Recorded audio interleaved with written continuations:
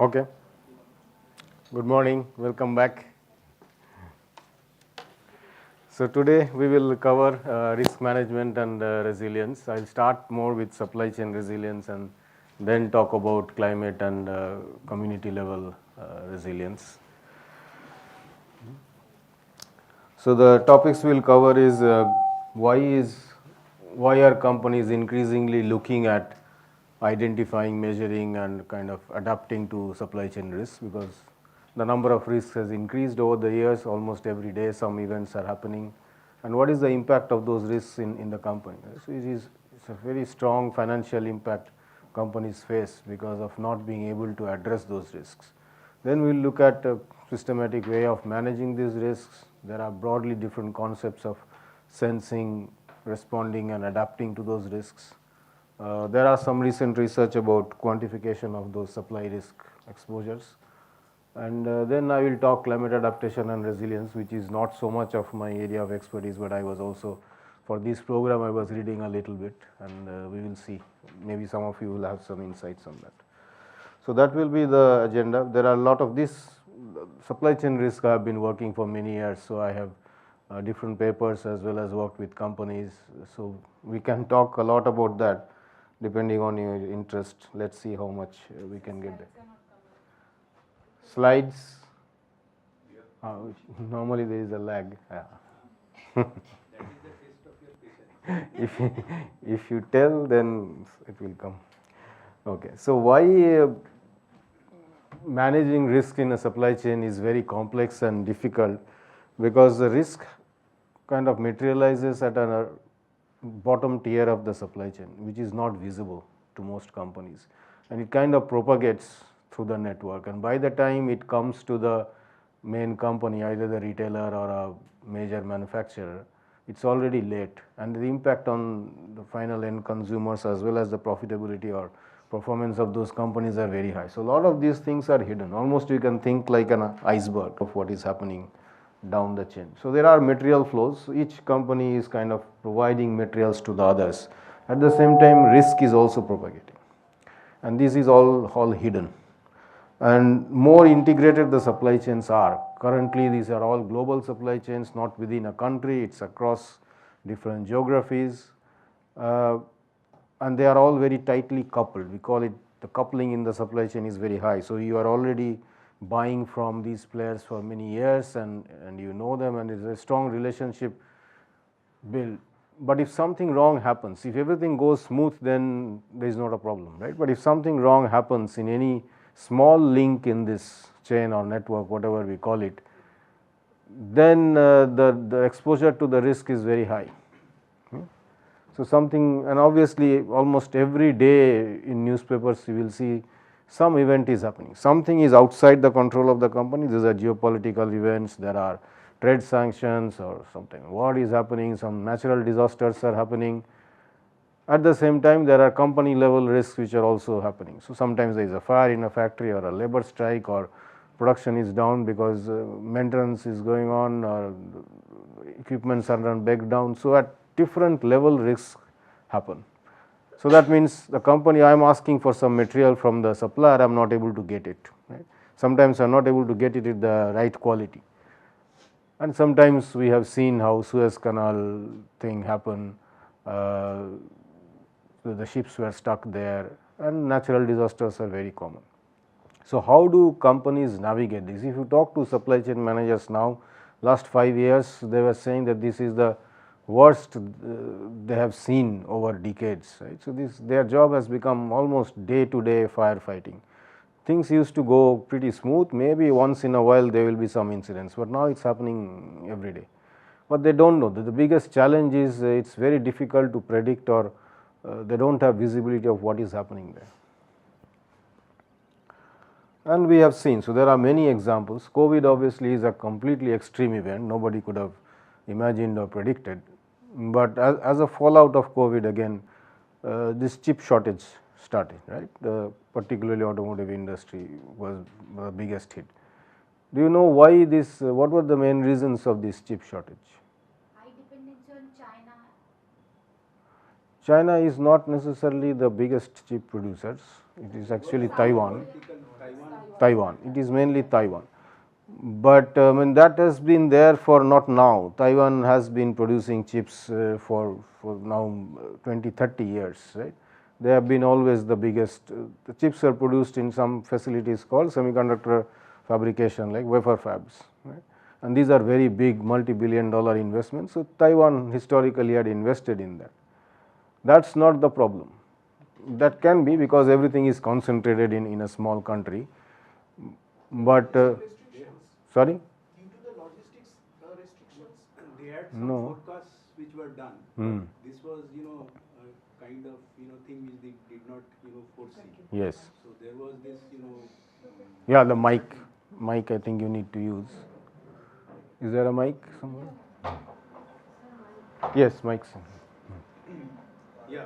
So there are a lot of this planning made beforehand, forecasts which are made. But this COVID was again something out of the blue, and hence they had not taken into account that thing, the uncertainties. And what happened was during that time again production and everything got stopped. So therefore the whole supply chain got impacted. And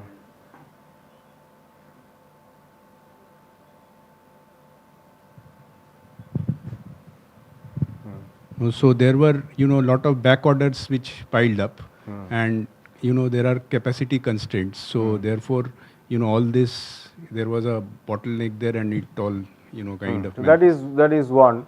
But there is also a reason. Car companies are not the biggest buyer of chips. So obviously the electronics companies, Apple and Samsung and others, they are the biggest buyers. So how they buy the chips is also a very interesting area of research, and so they have long-term contracts with these chip players, right? So they have long-term contracts which are called capacity reservation contracts. That means when the Apple is going to launch a phone, even few years before that, they will have that contract with the semiconductor company. They will almost reserve capacity. Right? So they will reserve those capacity with certain price, given that this much will be the demand.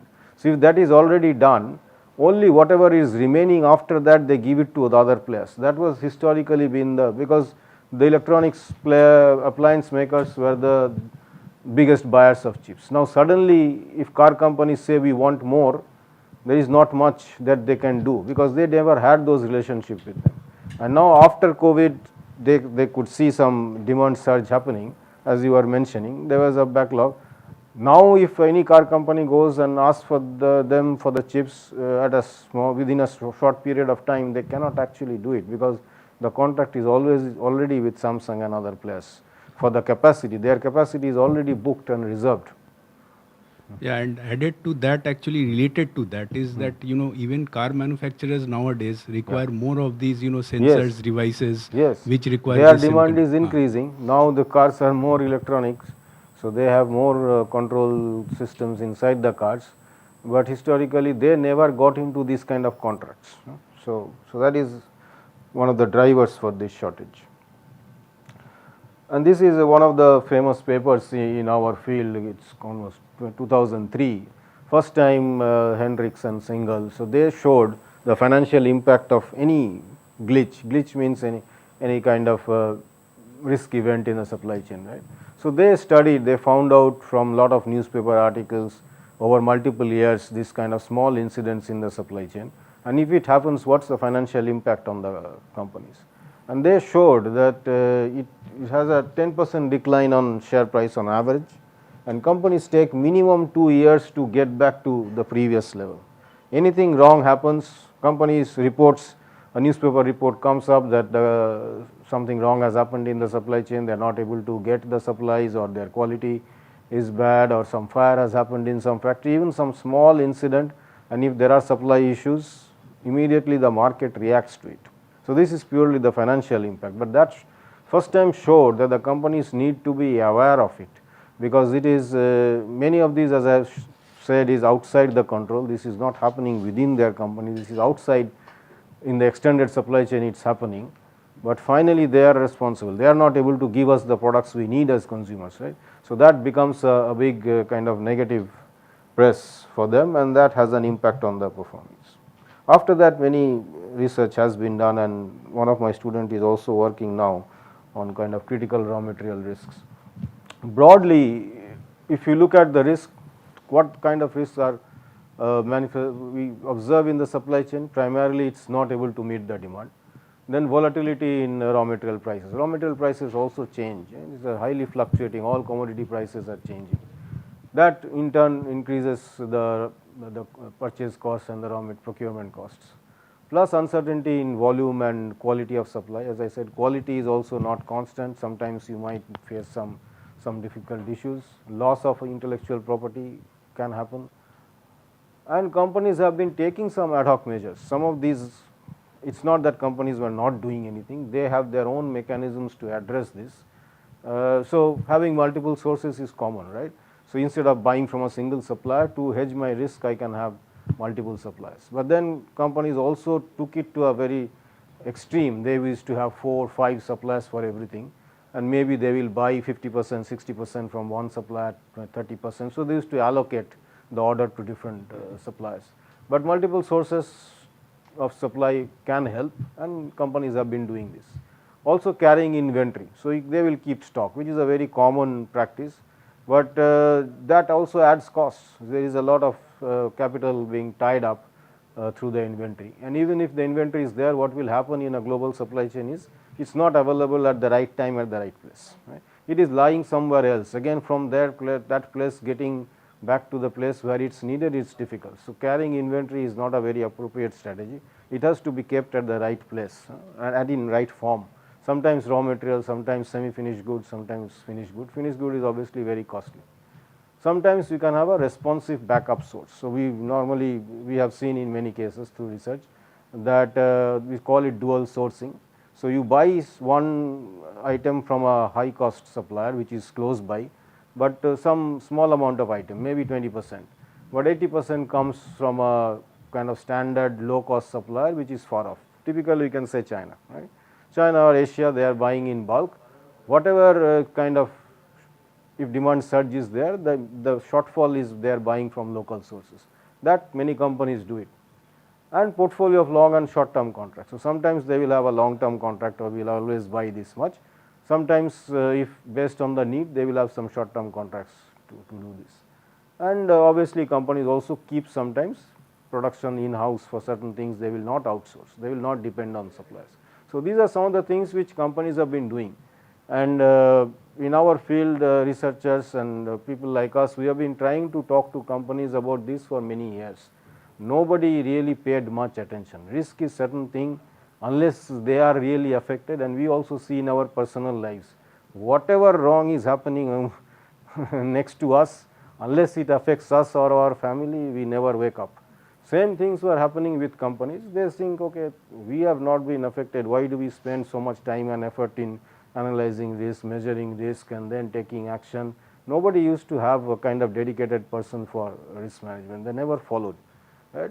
Slowly, I think the financial crisis in 2008 and 9 was kind of the first kind of wake up call. And that time aerospace industry, if you might remember. So during Beijing Olympics 2008, so Boeing was supposed to launch the Dreamliner. Right? It never got launched, and kind of 100+ airlines were supposed to get that aircraft order from them. None of them got anything, so they all sued Boeing, and Boeing was hopelessly delayed. So it kind of launched 6-7 years later. Even after that, there were some problems. So Air India, in one case, some parts were flying off while the plane was in air. And the reasons for those were also shocking. So it was a big disaster in terms of that time from Boeing. First time they outsourced a lot beyond US to global suppliers. Plus they also radically changed the design. So it was a kind of lightweight material. Lot of composite materials, alloys have been used. And they were buying from globally. Previously, large part of these were concentrated in North America. Now it's global. And they were literally missing nuts and bolts. They were not able to assemble the aircraft. They were missing fasteners, like they could not assemble the aircraft. And there were some funny stories. Some Italian suppliers supplied parts with manual written in Italian, which they could not understand. So they were, for weeks they were waiting for that. So it was a multi-billion-dollar project. A very famous aircraft was supposed to be launched, and in that case, if such simple things were not taken off, you can imagine. So that was kind of wake-up call, and then a lot of aerospace industry started doing risk. Pharmaceutical and oil and gas, they generally were doing this. Pharmaceutical obviously had a lot of risks, and oil and gas companies also, they do a lot of scenario planning, forecasting, and they were doing, but other industries, they didn't do much. Now after COVID, again many companies are doing, in between also not much was happening. So this is some kind of the basic steps we follow when we try to measure and monitor risk. So first is obviously identifying, and you have to identify the risks which are more relevant for your company and within your supply chain. Then you try to analyze the relationship between the risks. Sometimes we assume that the risks are independent, but the risks are not. So risks are also related to each other. One of them affects the others. So this understanding the relationship between the risk is quite critical. Then we need to assess the impact on their performance. As I was saying, everything in a company, you need to create a proposal and a business can and convince the senior management that you need to put money into it. Unless they see the impact on performance, nobody says, oh, a few things happening here and there, what is the impact? We are not going to spend money. So analyzing the impact on performance is important. Build the business case and then prioritize the risk, perform root cause analysis, take some corrective action. And this has to be again, but eventually some risks will still happen. Recall is a specific event, you might know. So a lot of recalls happen, right? Particularly car industry. So they will say that cars produced between 2018 and 19 this month, all these models, there is some fault, please come back and return your car and we will replace, and all of these things happen because they figure out much later something has gone wrong, right? But this is hugely costly exercise. The plan is to obviously minimize these events, but sometimes it still happens. Food industry also recalls happen. So they will tell all of these products have been taken off the shelves. But this is eventually when these recalls happen or a risk event happens, you still need to kind of manage that action. It is kind of like disaster planning. So something you are doing pre, something during the event, and something after. One query that this recalls, I understand that, they do it for reputational, purpose, but on the ground, does it make it even more worse in terms of reputation? Like, publicly, it's not a very good, it has a negative impact also, even though but they are forced to do, because if some accident happen and people die, then it's kind of worse. They don't want to get into the lawsuit. If they find out something, then they think that customer will at least trust them that we have been upfront clear that okay, this is a problem we have found out, please take back the car and we will, normally the customers don't have to pay anything. No, my point is that we are a data driven thing. Yeah. So that all around that who are the customers who have actually taken that. Yeah. So instead of publicly announcing, if you reach out to them and No, it is the who, but it's a huge number, and I think it's a requirement. It's a mandatory requirement that you have to kind of announce it.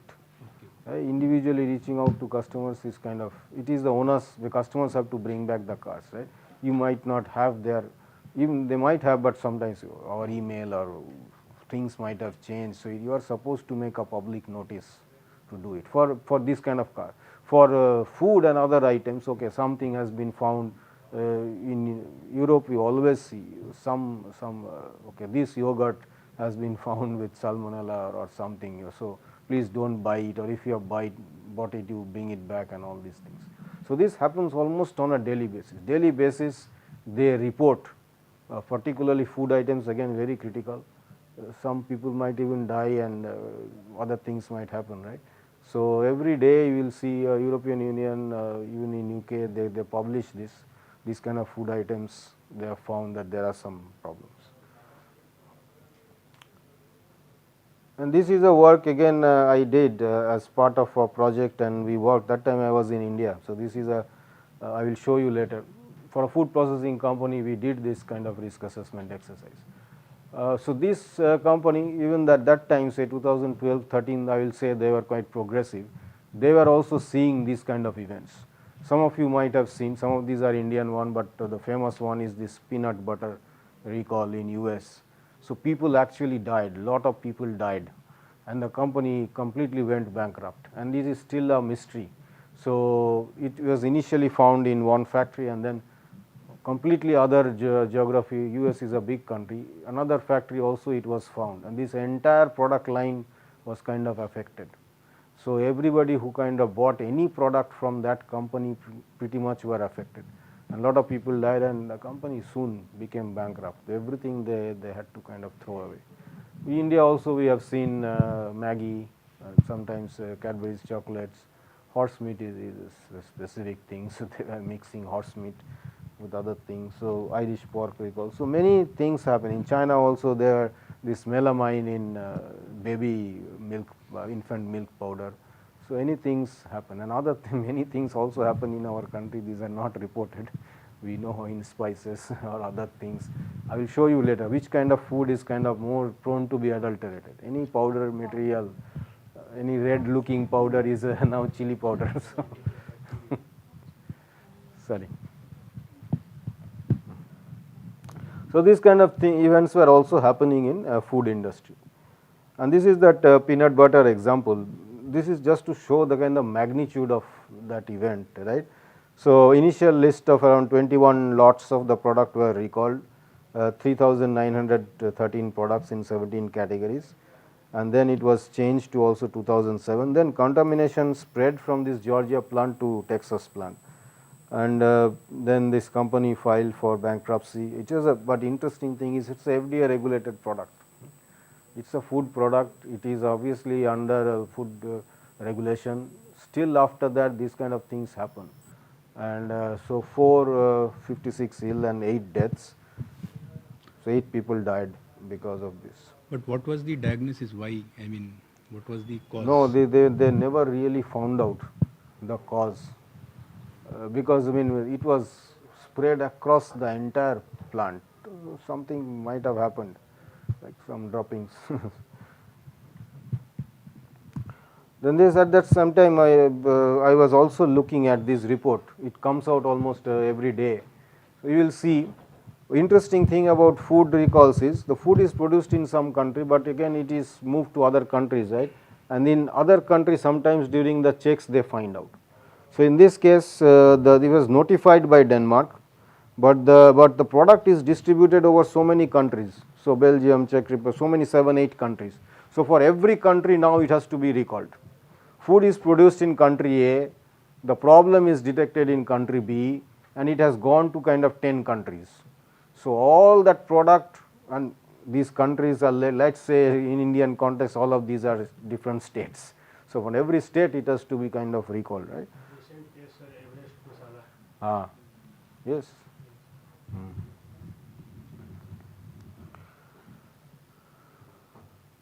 So this is one type of risk, no? Quality risk, but we have not talked about social. So these incidents also happen. You may not know, but in Europe also these incidents happen. That lot of migrant laborers, kind of people are forced to work in this kind of forms. So social kind of people exploitation happen. If you go to Italy and Spain, there are some villages in Italy. It's full of people from Punjab and Haryana. They have even gurdwaras, everything. Because all this tomato picking up and other processing is done by people. And Canada. So and they are paid very less. They are exploited, and in sometimes these stories come up, and in summer actually it's very hot. Again similar like 43, 44 degrees temperature, and people do this. And if people fell sick, there is nobody to even take them to some kind of medical center. People almost die in heat stroke in Italy and Spain working in these fields. So then it becomes a big news. But the actual companies who are buying the tomatoes, nobody, sometimes they try to kind of hush up these stories. Right? It's there, it's not just sold in local markets. It goes for tomato ketchup or sauce or whatever. Big companies like Heinz and Denmolte, they are actually buying this. Sometimes when this news story come up, they have to, and they find out that this is done for Heinz or Del Monte, then they have to make some things, but lot of such practices go on.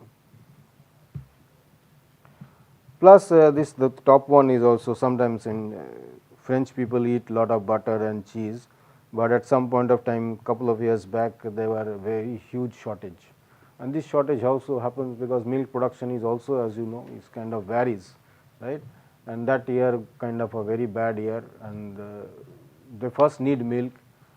At least the milk they have to produce. Cheese comes later, so cheese was kind of not prioritized, but French people without cheese is a big thing for them if they don't get cheese. So again, this company, when I was working, we organized workshop and we tried to work with their managers in identifying what kind of supply chain risks they face. So some are related to demand, some are related to sourcing, procurement within their manufacturing, logistics, storage. So we look at all their process, and the first step is always to identify this. Right? So can you try to identify some risks? So maybe related to just only sourcing. So with this company, we tried to identify. We create a long list of risks with their managers, and they could recall from their past experience that these are the things they have faced or they are likely to face, and we created a list. From that, I will show you how we did the processing. But can you identify any specific risk for kind of food industry? Based on we have already discussed some of these issues. Right? Yeah, single source dependency, fine, very good. So raw material can be perishing in nature. Yeah, it's a perishable, yes. It's Shelf life is shelf life, okay. Quality related issues are there. Lot of countries. Yes, a lot of quality issues because of, and some of these can be because of perishability. Just one related, I mean contextual thing, I will say again based on my experience that for steel plants, the Bokaro, Durgapur, Bhilai, they have got different raw material requirements. I mean in terms of Their the production. ores. So the hematite content or iron content is different. So therefore, and if you are not adhering to that, blast furnace cooking may get affected.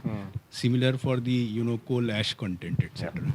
So that was one of the things which we used to encounter, and this sometimes some product would pass through, and that would cause a lot of problems. So that is something which we have encountered. So one more risk I can identify that. So in different countries. Sir, in different countries, actually the laws for workers is different. Like for developed countries, the laws are very, very strict and worker friendly. But underdeveloped country as well as developing country, the laws are not that much strict. So to collect the raw material, the price to collect raw material also varies from countries to countries. So many times, like the tomato example you have just said, like for the underdeveloped countries, the sourcing may be very cheap, but the carrying to the developed country, that is become costly. So these all factors, I think, also part of this supply chain risk. And food items, even a piece of loaf of bread, you will see there are so many ingredients. Many of these come from different parts of the world. You will be surprised to see. Look at a cereal bar, and if you look at the ingredients, the guar gum is used there. So that comes from India, right? But many other things come from all different parts of the world. So ingredients are coming.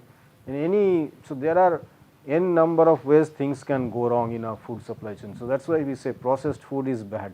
Whatever we used to eat earlier, everything home cooked, locally produced is better. Because any processed food, any packaged food, things are coming from different parts of the world. So there are quality variations. Many things you said, yes, those are true.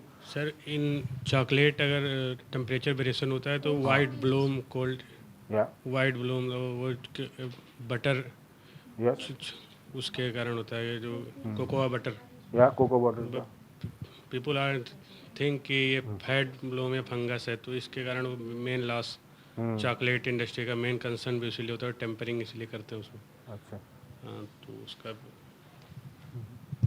I don't know whether I am not sure because but sometimes there are these regression effects concerned with food processing, because you are testing the product which is okay, but if you mix it with something, there might be some adverse effects also. I don't know. I mean, sometimes the constituent composition, how much of ratio, mix and etc.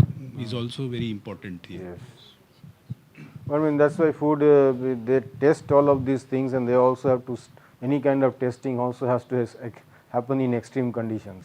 If the temperature, what is the temperature range it can, but always we specify it has to be some products need to be transported at 0 to 4 degrees, like that it is specified, no, in cold chain. So even that, sometimes if it is transported in very cold also is a problem, if it is less outside that range.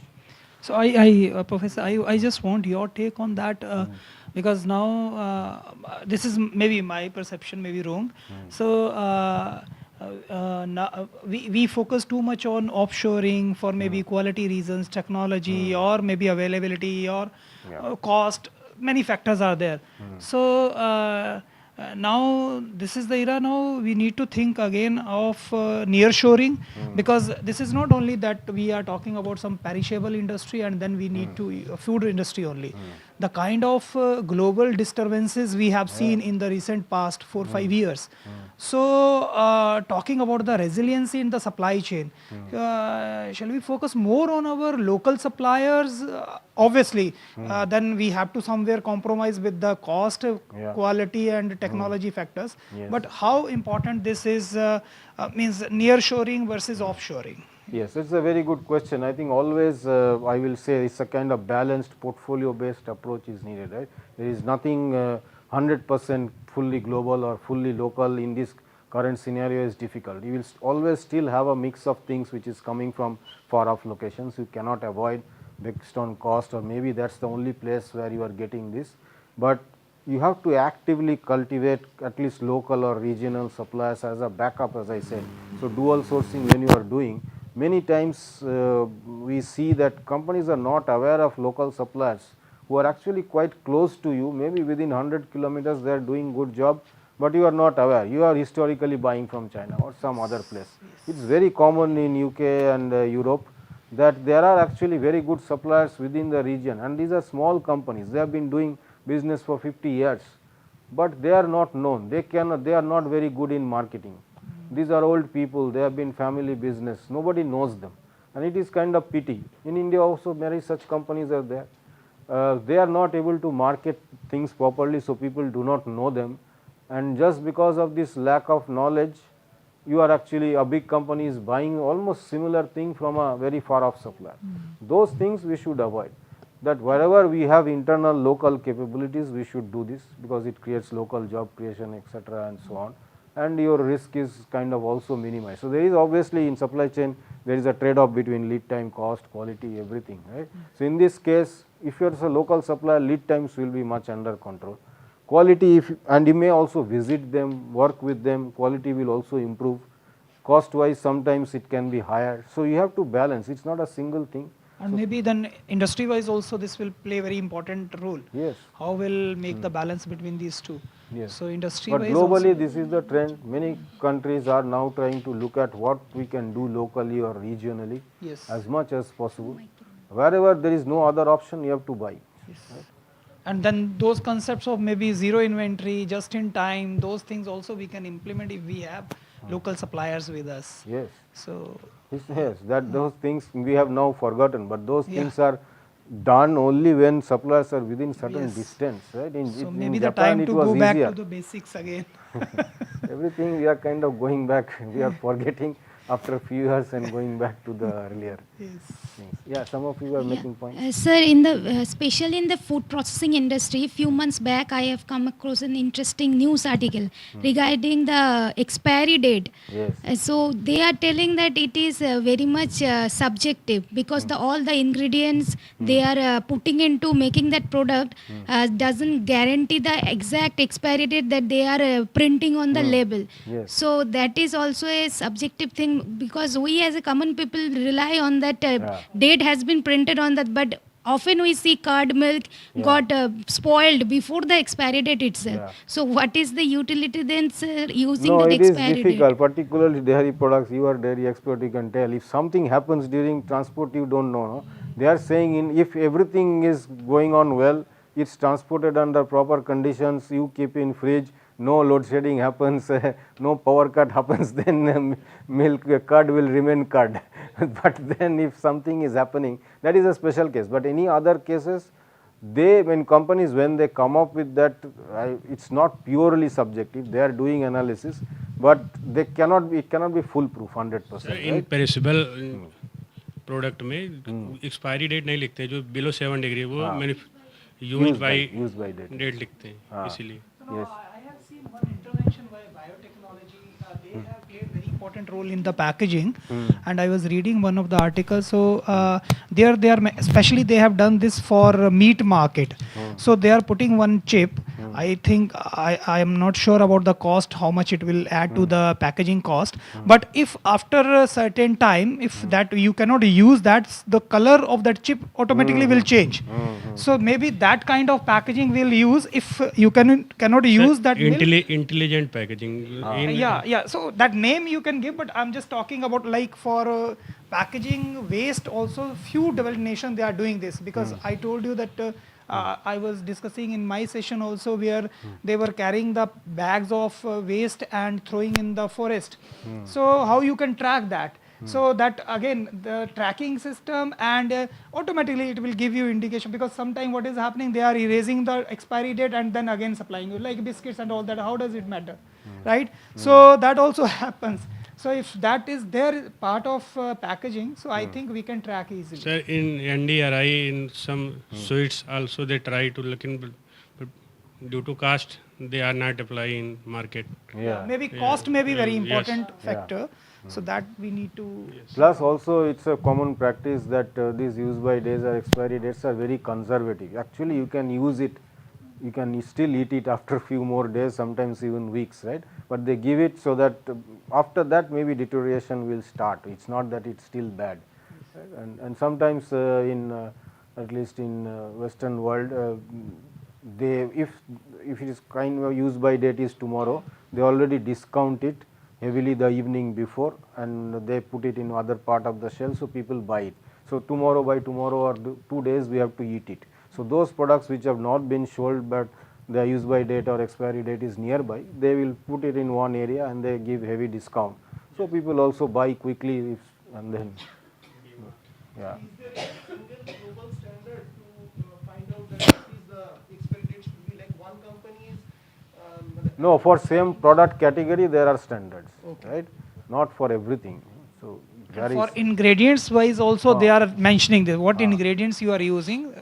Based on that you can define the expiry date. But at this point, what you are saying, Dr. Thakur, if because sometimes ingredients are mentioned, but a common man does not understand what is good or what is not good. So, like probably in India, if our, we have some sort of standard, like in if you buy cigarette, तो वहाँ पर prominently मतलब दिखाता है कि it causes cancer. So some kind of intervention like that can actually, like in Singapore, they actually have very color codes or standards that ये मतलब ठीक है बच्चा के consumption के लिए ये नहीं है. Clearly that you can make out. So something like that we need to actually work out, because वो नहीं तो company लोग बोलता है हम लोग तो transparently ये display किया. that I said. So now at least I was saying in our children's schools they teach this from like first standard, second standard, how to read the ingredients and packaging, the Sir, kind of in things they eat. In India also right labeling allergen contains क्या क्या product allergen के लिए है, वो पूरा नीचे अगर आप कभी पढ़ें किसी product में तो वो लिखा रहता है. Written, but that awareness has to be. Something are being produced and processed. If another product is being done, then they always give it as a disclaimer that it is there. So if you are allergic to it, avoid it. But the problem Yeah, is but when you are whatever going it to is, once one-stop solution market, kind of big bazaar, and same day you are buying grocery items more than 500 items. Who will read the even expiry date? So it will take altogether 3-4 hours. उसके लिए भी AI चाहिए some image So don't recognition. underestimate women.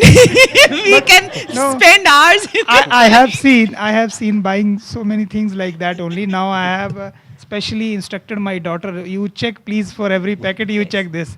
So, but that much time is required, you are going through shelves and all that.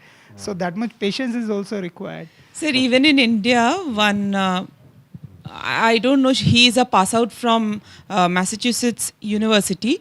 He has come up with a food pharma like that, and he is trying to teach everybody how to read the labels and everything. So it's kind of a startup from his end. It's an honest effort that he is food or making. pharmaceutical product. No, Food. food pharma meaning the name of his Okay, okay. startup is that. That means everything, whatever you buy, look at the label, read the label, understand how to read it. And he wants to open a school and he wants to teach it from very low standards like it is there in the developed countries.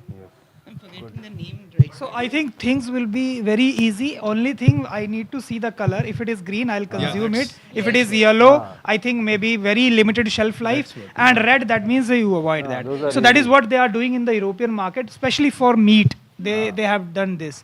So how we can replicate to other industries? Because Planning to implement that to depict the trans fat quantity in the product. This will help us, I think, in the inventory management also, because the single information we can share. because practically even if you are saying na that ingredients वो SKU दो type का product, if you go to the retailers तो you will have this and बगल में वो दूसरा वाला है, and the consumer being price sensitive वो अगल बगल देखेगा अरे इतना ज़्यादा difference है, most of the time even knowingly also they will pick up that ये. So that color code thing is what we really need to work out that. Some of the food products and in the medicines also they recommend like storing cold and dry places. Yes, yeah. So that they can, they do not get contaminated. Yeah, that is a kind of requirement. So, as I was saying, with this company, we came out with this long list of risks. Right? Performance measures were also there because we want to understand the impact of those risks on performance. So, they understood, they gave some sourcing related risks, lack of traceability, lack of visibility, perishability, input price volatility, so on, some shipping error. So, this I did not come up with, but I had a workshop with them and they came out with this list of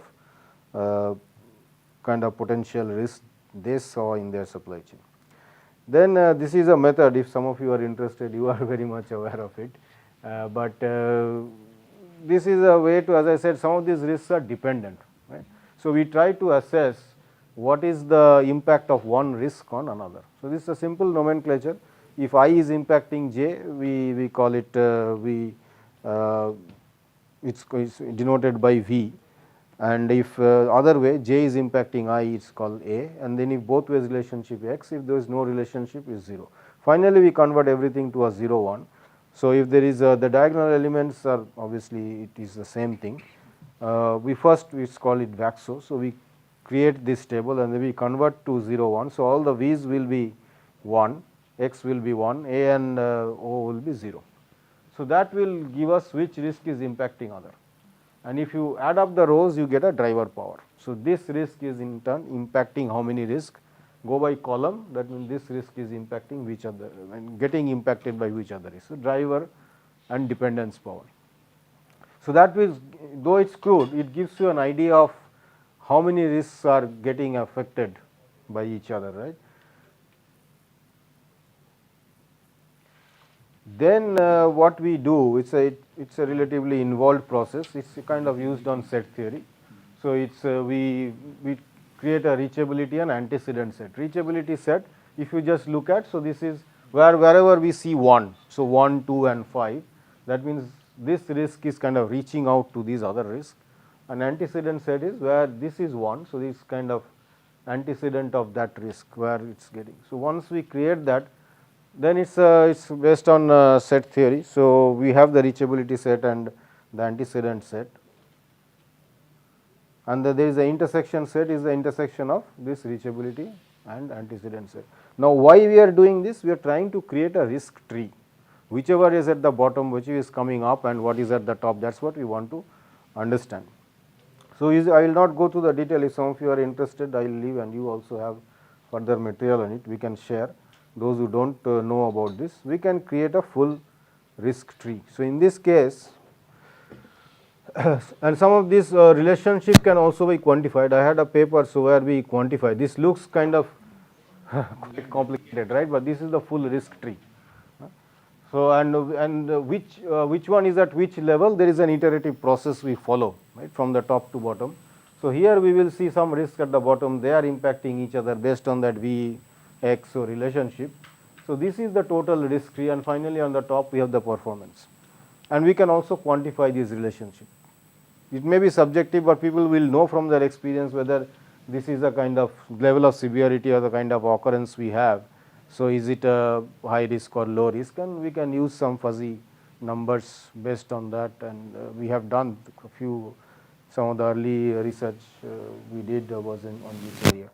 So, this was kind of an eye opening thing for the company, because this was done for this food processing company, and they have never looked at it. So, these give a good idea that many of these risks are dependent and they are impacting performance, and how to quantify those relationships. That gave a good idea of, that helped them in creating that business case for risk management for their senior management, that many of these risks are kind of hidden, they are impacting each other, and in turn they are impacting their cost and performance. A simple pictorial for this, yeah. So, we create this, Micmac is kind of a French name, I forget what it is. So, you just show the driver and dependence power, and I mapped all the risk, you will see here. So, these driver power, these risks are high, so that means they are impacting other risks, and these are the kind of risks which are getting impacted by the other. So, from this again we created a few clusters. We could identify in this case what are these types of risks. So, some are manufacturing disruptions, some are supplier variability, traceability related, and some are supplier dependency and contracting.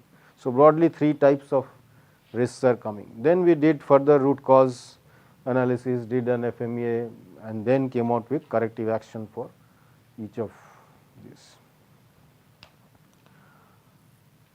So, FMEA, some of you might be knowing, it is called a failure mode effect analysis. It is very simple. We try to assess the severity, occurrence and detection level of any risk, and we create a risk priority number, which is multiplication of severity, occurrence and detection. Rating scales are used, I will not go through this. So, in this case we did all of this, and finally, we came up with some kind of mitigating actions. For supplier dependency, we looked at their contracts and they said, okay, then suppliers, some of these also they need to adopt technology, but this is early. You can say this was, I was doing this as actually part of that UKRI project I had with Cambridge. We had some fund and we then did this work. So, from contracting mechanism, that time we kind of came up with some things which the supplier have to adopt technology, and that should be already in the contract. Supplier and logistics collaboration for visibility and traceability, and there are still lot of things happening within their own manufacturing setup. So, pursuing manufacturing excellence programs and lean and improving yield, minimizing downtime, still there are a lot of opportunities they had. So, we came out with kind of detailed action plan, and there are a couple of papers, one on food retail and one on food processing I had written based on that project. Okay. Any questions about this? If you are interested in the method, we can share some papers and some other things. So, do the companies outsource this risk analysis process? No, that will can add further risk. This is you are doing for your own purpose. Yes, there may be big companies might think, but this is not at all recommended. Your risk analysis, not somebody else should come and do. Maybe you can, if you need a software or actually to make it very formal, yes, companies are using, but you should have some internal people to do this work. They might use some software, they might use some kind of platform, that is different.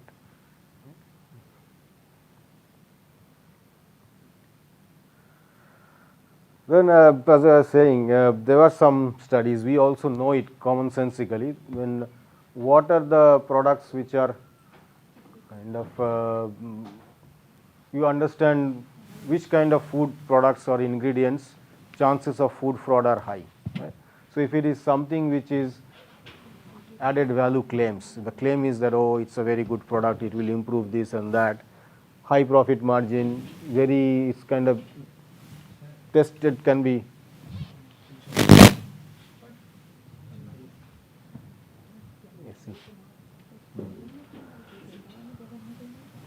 adulterant you can easily mix up with something which is a low cost. Physical form of the product, as it is said, is powdered. So that's why olive oil and these kind of products, saffron, very high price, also powdery. So you can easily mix, right? So a lot of adulterants are used. So most companies know, most food companies know that if they have these kind of products, then it's likely to be adulterated.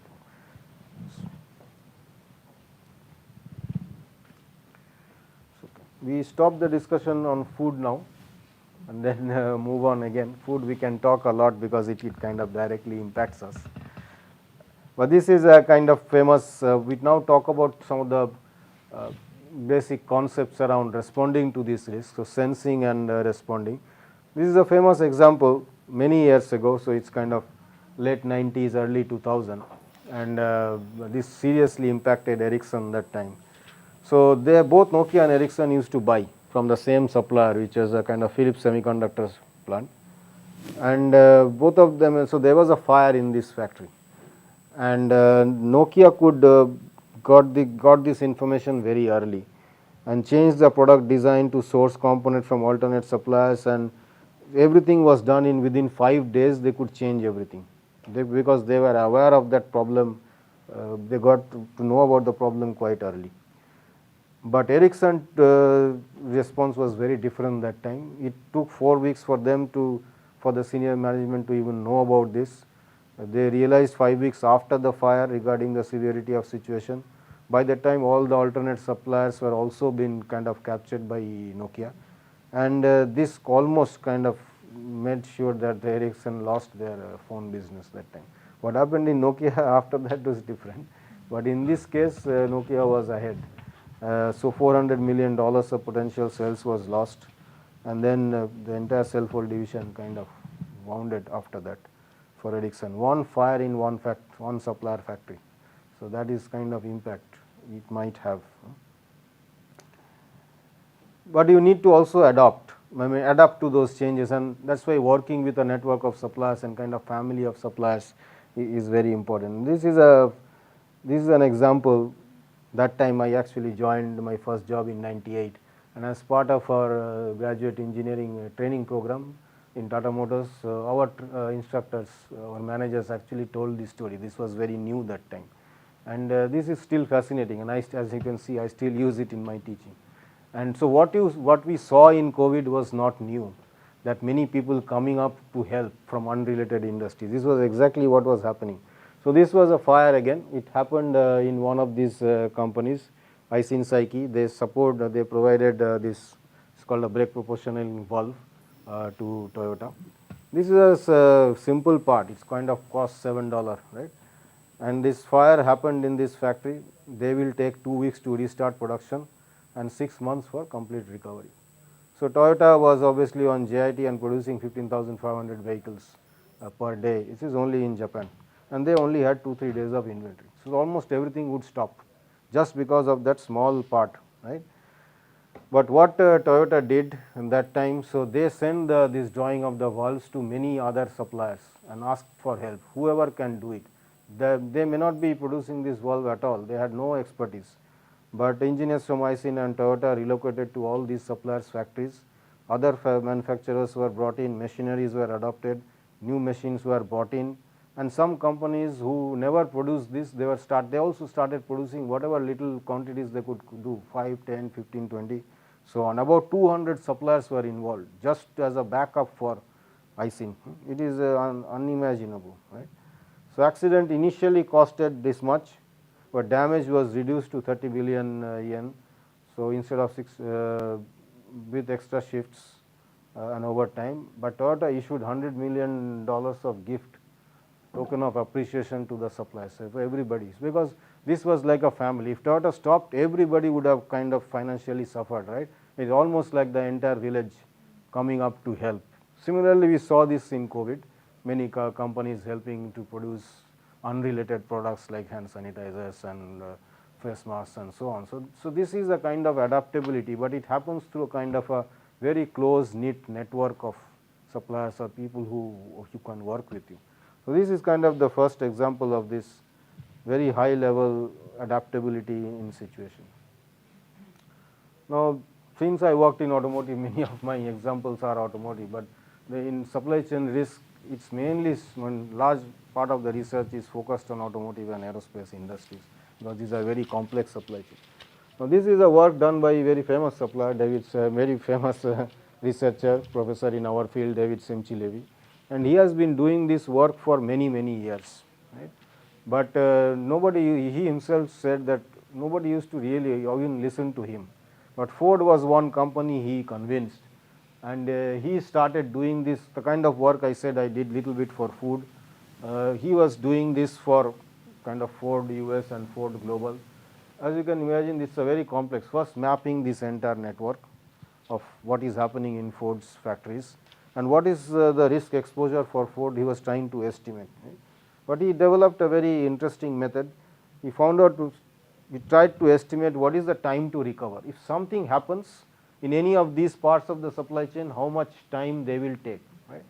So 2 weeks, 1 week. So based on by talking to these people, and if a fire happens or a strike happens or some machine breakdown happens, normally how much time we will take. So he collected that data. So broadly, let's say 2 weeks for everybody, 1 week. So if this is the time to recover, then what is the financial impact of it? Then he estimated together with Ford what is the performance impact for Ford if this supplier is down for 2 weeks. Right? So then they found out, okay, this is $2.5 billion, this is $300 million. Right? Then taking the highest as the kind of the base, then he kind of calculated the ratios, which is the risk exposure index. So if the highest was $2.5 billion, that is 1, everything is kind of as a percentage of that highest risk, and he created the overall risk exposure. Now, risk exposure index is normalizes this maximum performance impact by the maximum PI. Now, from that, this I will come back to that, what is needed. He also created for almost each individual item, he created this kind of map, right. So, what is the performance impact on loss and total spend, how much money Ford always spend in buying the things. What is interesting is these parts, these are very low cost, right. The spend is very low, but the performance impact in terms of loss is very high. And this is kind of eye opening to most companies. Most companies, they put lot of effort in buying things which are high valued items, right. So, there is we call it as part of strategic sourcing, right. So, there is a team of people who are constantly monitoring this, because these are very critical parts, it's high valued parts. There are few suppliers in the world, but these are the kind of things like nuts and bolts or simple things, gaskets and other things. These are low values, these are is called C category items, nobody really pays attention to it. But if these things are not available, because you have not really paid any attention, and if 2 weeks that thing is not available, we have seen in that kind of Toyota example, then you will be having multi-million dollar of loss, right. But this is very difficult for companies to now manage.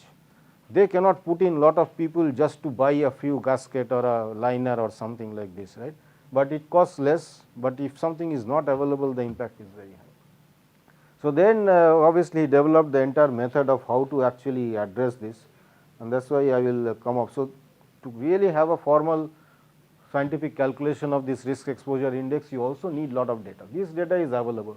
Who are the suppliers, what is their capacity, what is the bill of materials, what are all the material which goes in, what is the volume and profit margin, what is pipeline inventory, that is the inventory which is supposed to be delivered to you, time duration of a disruption, and then kind of you can develop some simulation models to find out alternate responses from response after a disruption, and you can see depending on how you respond what is the impact of change which is happening. In general, if the time to recover is less than time to survive, so time to survive is another thing which he kind of named it. So that means the kind of thing you already have on hand. So the time to recover is the time the supplier will take to recover, and time to survive is you already have this much days of stock in hand. So you can still survive, let's say for 1 week, but the supplier will take 2 weeks. That means already 1 week of what. If this time to recover is less than time to survive, then it's kind of robust. You are kind of safe. There is not much of a problem with it. So there are obviously much more involved mathematical models involved in it, but basically I try to explain to you the concept, what is needed. Same thing I think in our kitchens we manage this. We know, and that's why I think little bit panic buying also happened. That we always want to keep this time to survive high.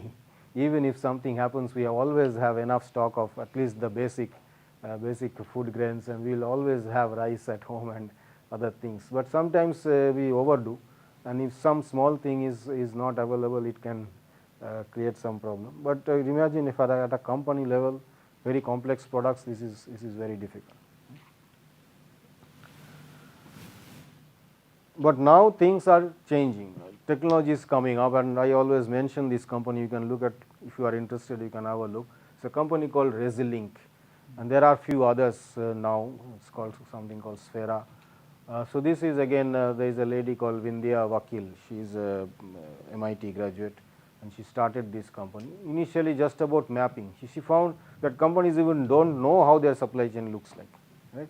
From whom they are buying itself, most people do not know. They know immediately the tier 1 suppliers, but they don't know the full map. So initially she started just mapping it, but then she realized this kind of risks are also happening.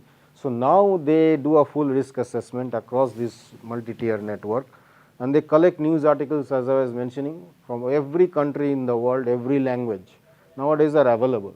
So, and those things you can assess using LLM models, and you can find out if some fire is happening in some small city in China. So all these things, risks, they kind of accumulate, and let's say they are working with company A, in this case let's say Ford, then they will say, okay, this is happening in your supplier which is 3 tiers down the line, and this will impact you in 2 weeks or 3 weeks, right? So they already can give you that estimate, what I showed, what Professor Simchi-Levy was estimating. So they can say this supplier will be expected to be down for 2-3 weeks, and this is the kind of impact you will have. Obviously the company has to plan for the corrective action. They don't do this, but they give that intelligence of risk, and based on this news and even social media, so they look at all this data. Okay, shall we close now, then again?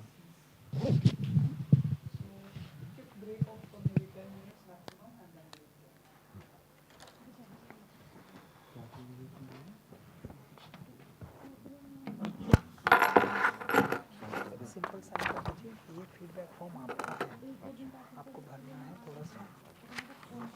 भूल गए, पहले दे दिया होता तो पहले मुझे लगा students भरेंगे, तो ये आपका असेसमेंट है about the programme and all. You have pen? I have this black blue है ब्लू पेन? अच्छा ये इसके पास है ब्लू पेन, मिल गया। ठीक, थैंक यू।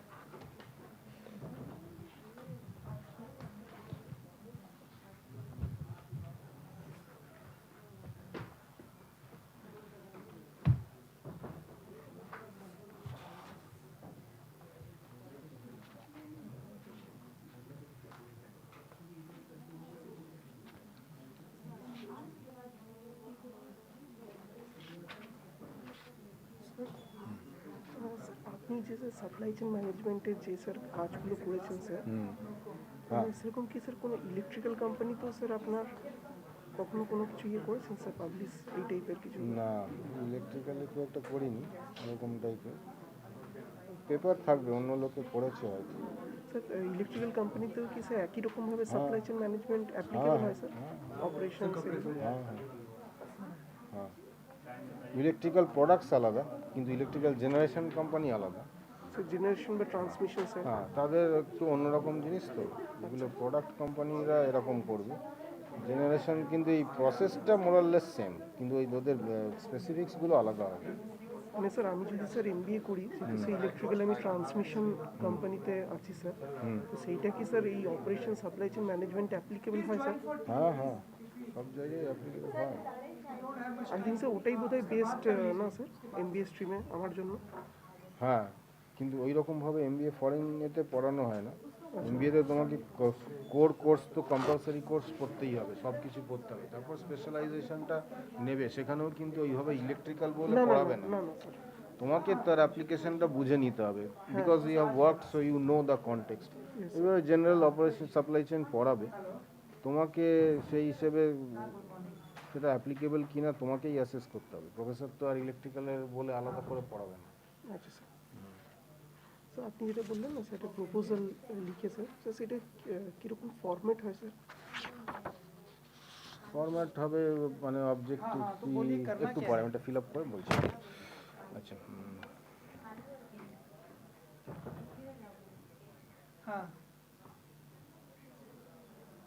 सर हम तो 11:45 पे फिनिश कर रहे हैं। हाँ। बोल रहे हैं हाईवे का पूरा जाम है, हाँ तो थोड़ी और जल्दी निकलना पड़ेगा। ये इनकी गाड़ियाँ जाती रहती हैं ना, हाँ। तो इन्होंने इन्फॉर्म किया तो होगा कि ठीक है, पूरा लंच ऐसे स्किप कर देंगे, जस्ट वो निकल के एकदम 12-15 तक निकल जाएंगे। हाँ, तो 12 बजे आप आ जाइए, 12:10 12:15 पे निकल जाएंगे। हाँ रिस्क नहीं लेना है क्योंकि इंटरनेशनल हाँ। फ्लाइट है ना।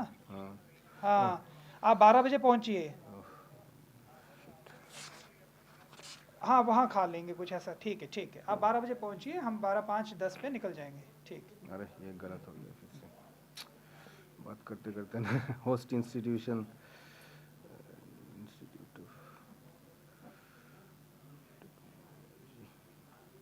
थोड़ा आपको जल्दी ख़त्म करना होगा, हाँ है ना, तो 12 बजे का टारगेट रखते हैं कि निकल जाए। हाँ।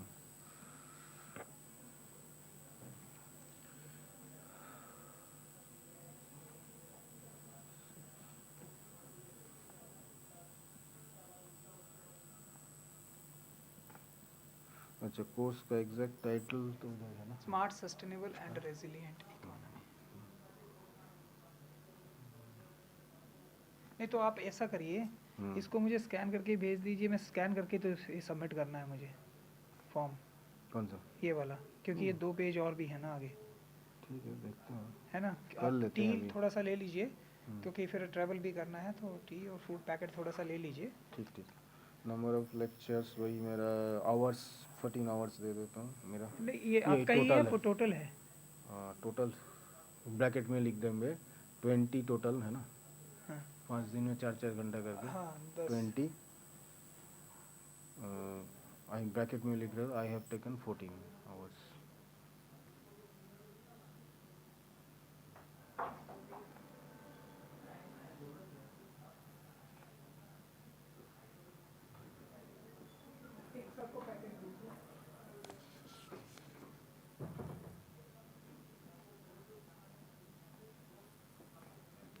नंबर ऑफ पार्टिसिपेंट्स क्या लिखे टोटल, वो जो रजिस्टर हुआ था 32 36। 36। Did you participate in the examination or grading process? Yes. Number of students who took the examination, वो कुछ अभी वो नंबर हमें देखना पड़ेगा, हम लिख लेंगे इसको, तो टिक करना होगा शायद।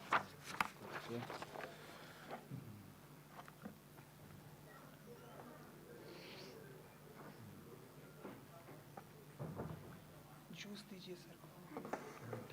चाय नहीं लेंगे, चाय नहीं लेंगे, हाँ जूस और ये चलिए, थैंक यू। एक पैकेट वो रास्ते के लिए भी डालेंगे, ठीक है, रखिए। एक रखिए है ना, ठीक ठीक। बस एक ही, ठीक है। नहीं मैं नहीं, चलिए। तो कुछ पैकेट मिलेगा क्या इनको डालने के लिए? Interaction with host community.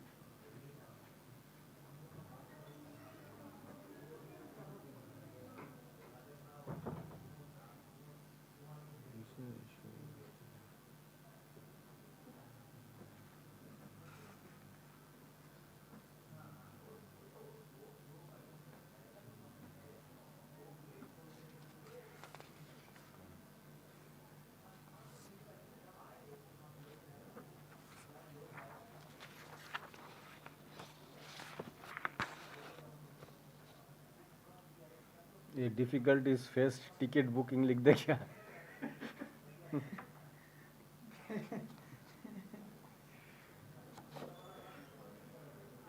Whether any future collaboration developed in so yeah.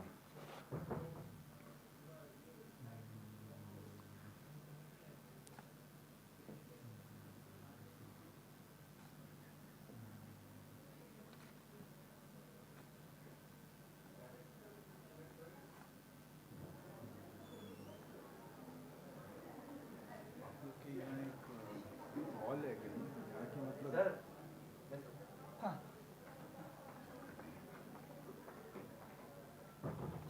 ठीक है मैं आपको बोलता हूँ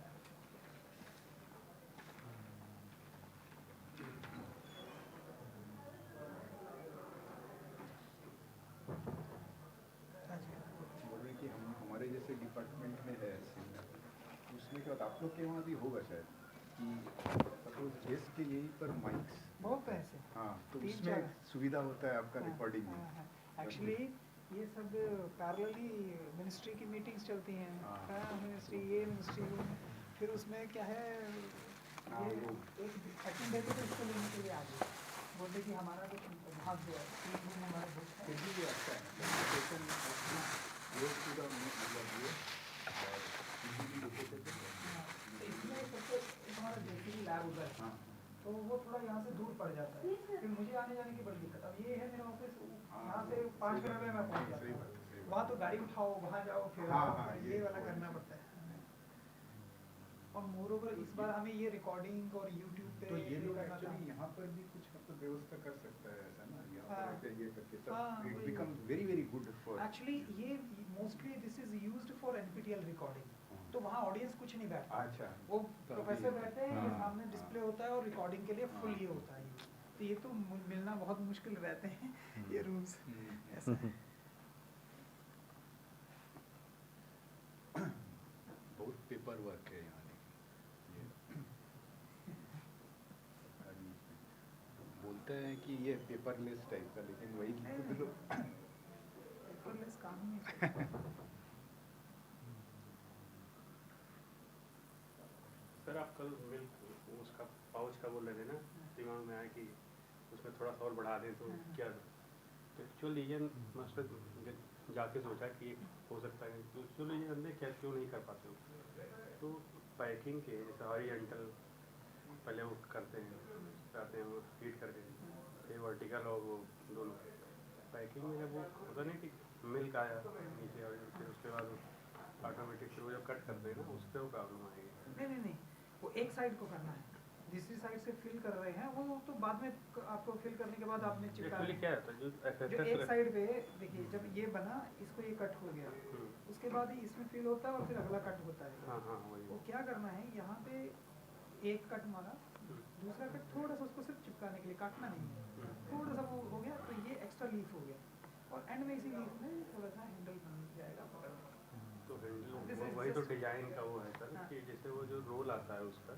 वो रोल में तो चेंज करना ही तो पड़ेगा रोल में उसको उनको स्पेशली कि जो होता है ना कि उसमें आप कभी मिल्क पाउच लेंगे तो एक ब्लैक सा वो रहता है उस पर ऑटोमेटिक डिटेक्ट करके कि हाँ इसके बीच में आपने जैसे सर्फ एक्सेल का पैकेट या हाँ, फिर कॉर्नफ्लेक्स का पैकेट आता है हाँ, ना, हाँ, और उसमें तो रहता है थोड़ा सा वो बस वैसा वैसा करना है डिजाइन चलिए वो वैसे but anyways may be the Maruti cost Suzuki लेकिन और- अगर एक एक पैकेट भी कोई ले रहा है ना तब भी उसको एक पन्नी तो लगानी पड़ती है शॉपकीपर को हाँ वो तो और है ये बहुत ही उसके लिए वो है चलिए सर मैं भी जाके जैसे अभी तो मैं इंटर्नशिप पे हूँ वहाँ पे लेकिन फिर भी जो पैकिंग सेक्शन में जो एक हेड बार होते हाँ हैं देखिए कि फिर मैं बोलूँगा कि थोड़ा सा इस पे सर अगर क्योंकि वो लोग मारुति सुजुकी से टाई अप किया है जैसे जितना भी वेस्ट वो कल में बोला था ना आप कि CNG और इन सब के लिए तो अभी वो पहले जगह था जो ETP प्लांट था तो दूसरी तरीके का वो बड़ा बना के पूरा वो जैसे जो आप बताए थे कल वो शुगर वाला उस तरीके से वो कन्वर्ट करके CNG में वो कन्वर्ट तो हर वो जो होता है निकलता है ना शुगर केन से वो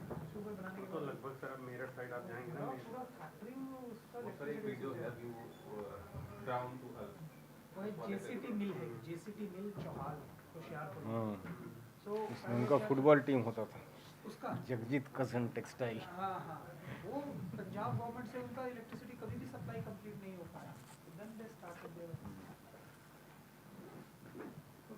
नहीं अब तो बुलंद सर और कल बुला रहा था ना कि वो पश्चिमी उत्तर प्रदेश में आप भी जानते हैं कि गन्ना का बहुत ज़्यादा बहुत ज़्यादा है। हाँ नहीं अब इवन यूपी हमारा ये जो अभी ये पराली वगैरह जलाने का इतना पोल्यूशन ये सब न्यूज़ में आता रहता है, इस सबसे इतना, उसको भी चैनलाइज कर सकते हैं क्वांटिटी का।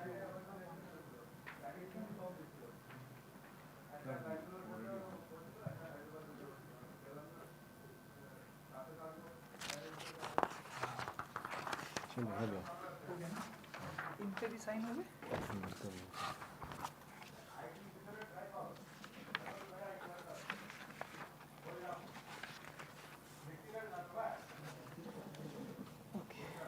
हाँ, इंटरनेशनल का प्रॉब्लम नहीं होगा, वो लिखा ही ऑलरेडी है IBN। हाँ हाँ बस बस बस हाँ, नहीं होना चाहिए। हाँ। अच्छा ये ठीक है, 12 बजे के लिए हम टारगेट करेंगे, क्योंकि वो रिस्क नहीं लेना है, भले 1 घंटा एक्स्ट्रा बैठना पड़ेगा। अच्छा, you wanted to ask me something ना? প্রপোজাল কি স্যার থাকবে স্যার? হ্যাঁ, ইন্ট্রোডাকশন মানে কেন এই রিসার্চটা important, why this is important to do research, কিছু ডেটা দিয়ে লিটারেচার দিয়ে বলতে হবে। তারপরে মেথোডোলজি, মানে রিসার্চ মেথোডোলজির আগে রিসার্চ কোয়েশ্চেন, তারপর মেথোডোলজি, তারপরে what is the outcome you will get, and তারপর একটা প্রজেক্ট প্ল্যান গ্যান্ট চার্ট এরকম দিতে হবে। বাট তার আগে মেথোডোলজির আগে কী বললাম? ইন্ট্রোডাকশন বললেন। हाँ, তারপরে রিসার্চ কোয়েশ্চেন্স, मेथोडोलॉजी हो गया, आउटकम ऑफ द प्रोजेक्ट है। There may be some literature review also, introduction, then literature review, research questions, then methodology, then outcome, then project plan। Sir মানে এমবিএ করতে গেলে এই জিনিসটা স্যার থাকতে হবে? না, এমবিএ নয়, দিস ইজ মাস্টার থিসিস বা পিএইচডি। আচ্ছা এমবিএ তে স্টেটমেন্ট অফ পারপাস লিখতে আচ্ছা হবে, স্যার কোনো এক্সাম বলছেন লাগে না না তো? এক্সাম লাগে না।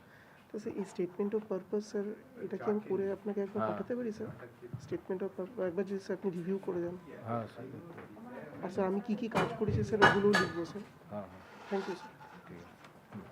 Actually, sir, I'm working on a project which is ESG framework. Usme I find out like BRSR. So I'm studying that for various sectors. Like 9 sectors we have selected. But the problem is after seeing everything, I think that is not like required actually. Our findings are that there are some parameters which are lacking in BRSR. So that is the But that only. BRSR is different purpose. This I am showing mostly from business perspective. But your focus is what? My focus is ESG framework for whom? for Indian industries, but particularly I'm focusing on environment. Because I got this project from NPTEL, which is from environment domain. So I have to show something with respect to sustainability. I guess. That is fine, but for industries. Yeah. But you can map to see what is lacking in that BRSR framework, which you can borrow from some of these things, right? So this will enrich Yeah, the like exit in way. past 4 months, we have got some parameters related to biodiversity and noise pollution. That is one thing. But the problem is that when I saw other articles, they are saying why they are not considering noise pollution, and it is because it is very tough to find and measure. So, is that good if I add that in my paper? Because I have But to then you can publish. also say that what is the best way to measure. Okay. So some recommendations, some things, then you can also say. So if I'm like, we are publishing a paper there, we have selected 100 industries, 100 papers. We have done literature review and everything, and out of that we have got these parameters. So is that sufficient for a 1-year project? I mean, what? That is fine, but you should also talk to industry, maybe, no? So this is you have done only literature review, Yeah. not talk to any companies. No, actually my professor guide, she's also from non-technical background. So Yeah. So I think you need to talk, because finally this is for them, no? So their views are also important. But you can drop me an email. So should I go with some Indian industries, new startups, and check their BRSS as well if they are in top thousands? Yes. Sir supply একটা question sir supply chain ম্যানেজমেন্টে সব থেকে বেশি critical question কোনটা, যেটা নিয়ে এখন research চলছে স্যার, মানে সব থেকে হাইপ ব্যাপার কোনটা স্যার? এইগুলো যেগুলো আমরা করছি, resilience, sustainability, digital technology. Okay sir, thank you sir.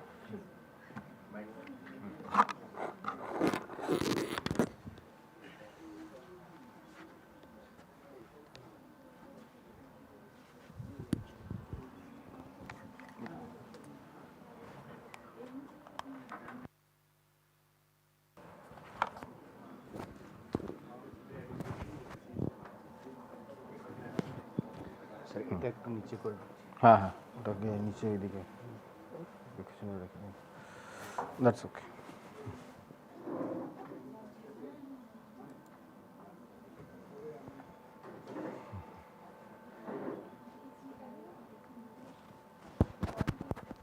We'll start.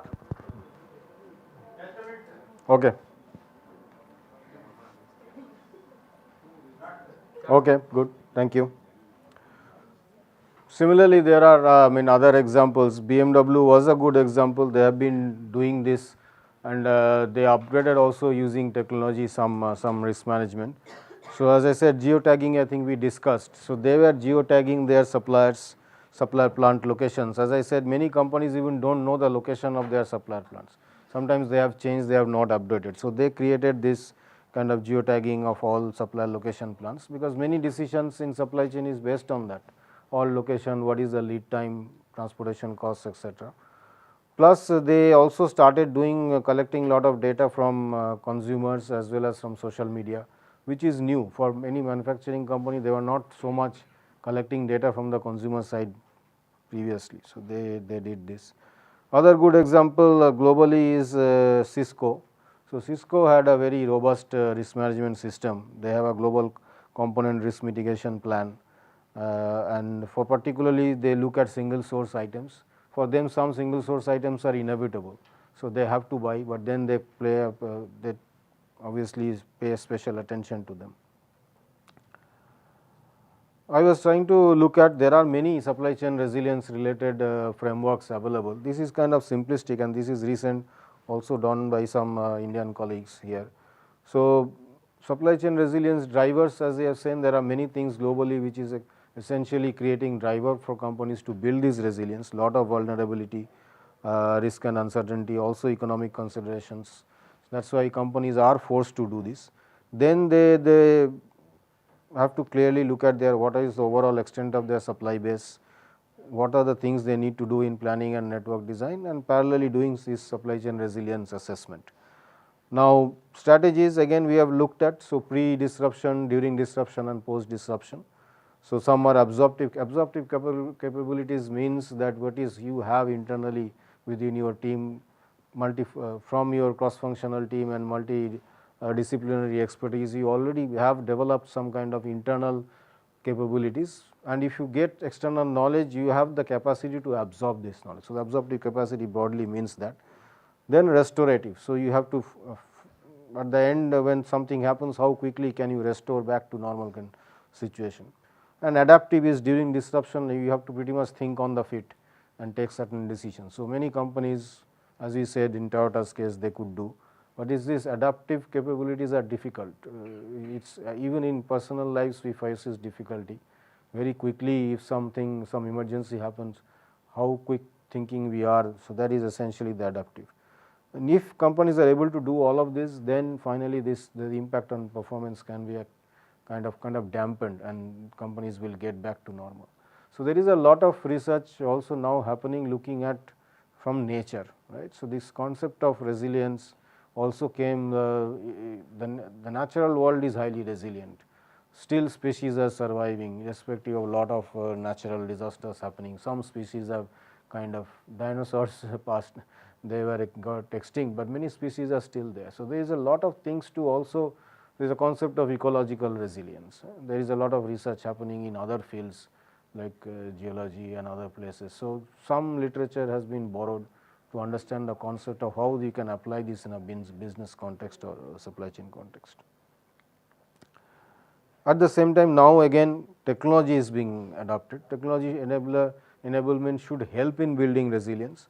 Now Industry 5.0 is kind of extension to Industry 4.0, where we are actively taking into account the human elements, right. So how human and technology will work together. So again we have to do this at a plant level or a facility level to network level, and finally at the community or the society level.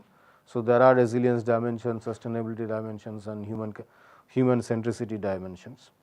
And technology should be an enabler, as we are already mentioning, for collaboration, coordination, visibility, automation and analytics. Management is primarily as a viability. So how finally there is also research you will see as a kind of viability of the supply chains. irrespective of whatever things are happening, we are constantly subjected to shocks. How can still the business or the entire supply chain remain viable, right? How they can navigate these shocks is something what people are studying, and what is the best way to do it.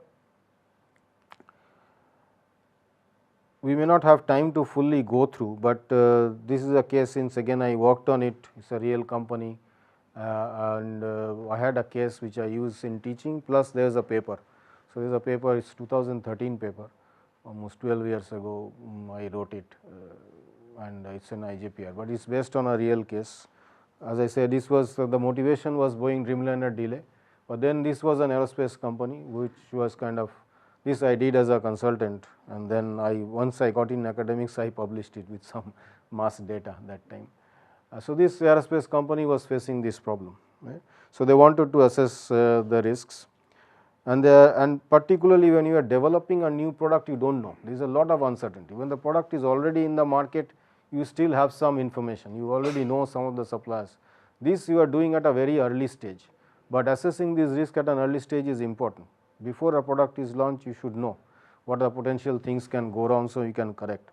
But doing this at multiple uncertainties happen at this stage, because sometimes these are new suppliers, a lack of knowledge about suppliers' performance, the product design may be unique, and there are uncertainties which result in terms of not meeting these performance criteria, right.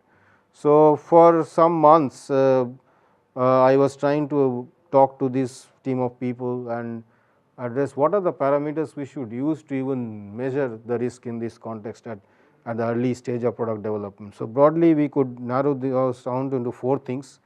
So, driver of risk is kind of degree of supplier involvement. To what extent suppliers are involved, that will also dictate the risk. What is the level of process complexity and logistical complexity and kind of extent of capacity flexibility.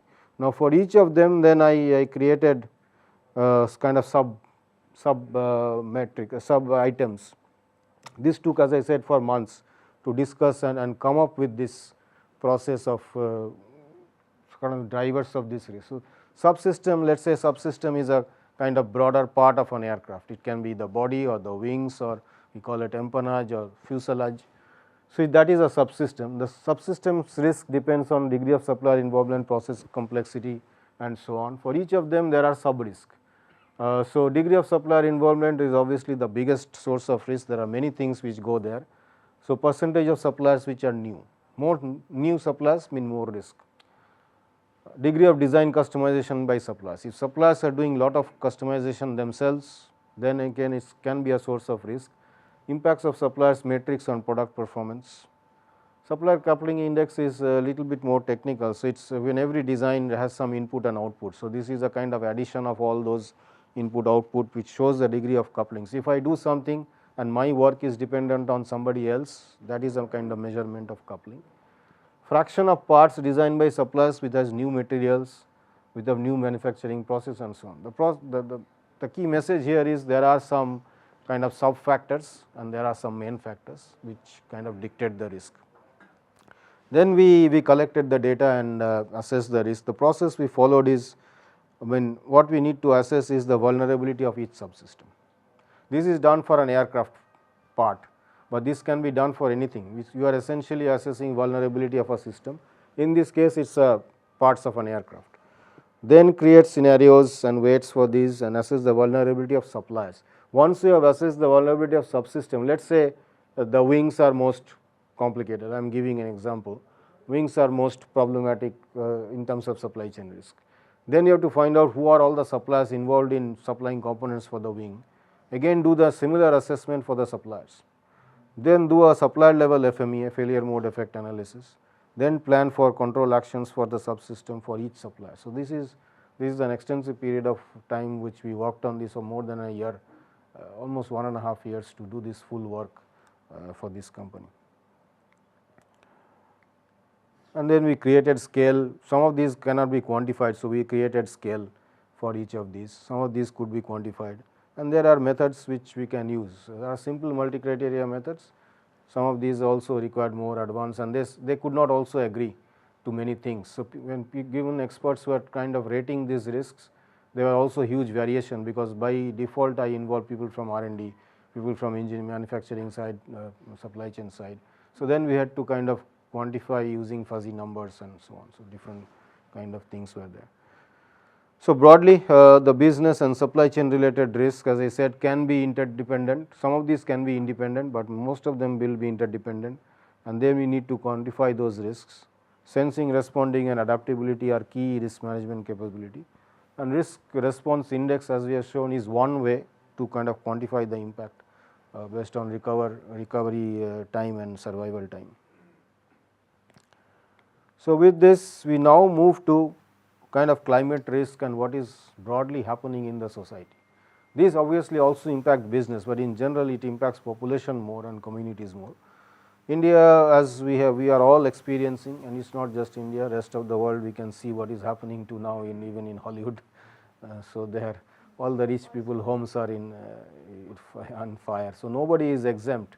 They can think they can escape, but it's happening. So any kind of natural disasters, the intensity is very high, frequency is very high, and 80% of Indians live in kind of climate vulnerable areas, and 1/3 of districts in India are kind of seeing swapping trend. So drought prone areas are becoming flood prone, so very unpredictable things are happening. But we cannot just sit. So every country and at a local level we have to take actions to see what we can do best. Obviously there are certain government level guidelines. So this intergovernmental panel on climate change, they say this resilience to climate change is what we need to do to prepare for, respond to and recover for these events. And building climate resilience requires a holistic and multidimensional approach to enhance community social, human, natural, physical, financial capabilities. So the key thing is multidimensional approach, multi-stakeholder approach, and kind of multidisciplinary expertise, right. This is not every individual, or it's not the role of only disaster risk mitigation authorities, or some, if a flood prone area, maybe it's kind of civil engineers or people who are addressing flooding, and they will do, but it requires so much of different knowledge from geologists and climatologists and other people, healthcare professionals. So everybody, and this is I think currently lacking, not just in India, in other countries also I see it's kind of some group of people are working, but they are not the only one who can influence it. The actual implementation will be done by others. Sometimes parallelly different projects are going on and they are not talking to each other. The findings are not shared. So it's a kind of very difficult, because these problems are so complex, but sometimes, okay, let's say, as you are also mentioning, he was also mentioning, in Orissa some government official you are working, that person gets transferred. Madam was also mentioning. So things are very much dependent on person here. Somebody starts a project, does some work, and then person is transferred or something happens to them.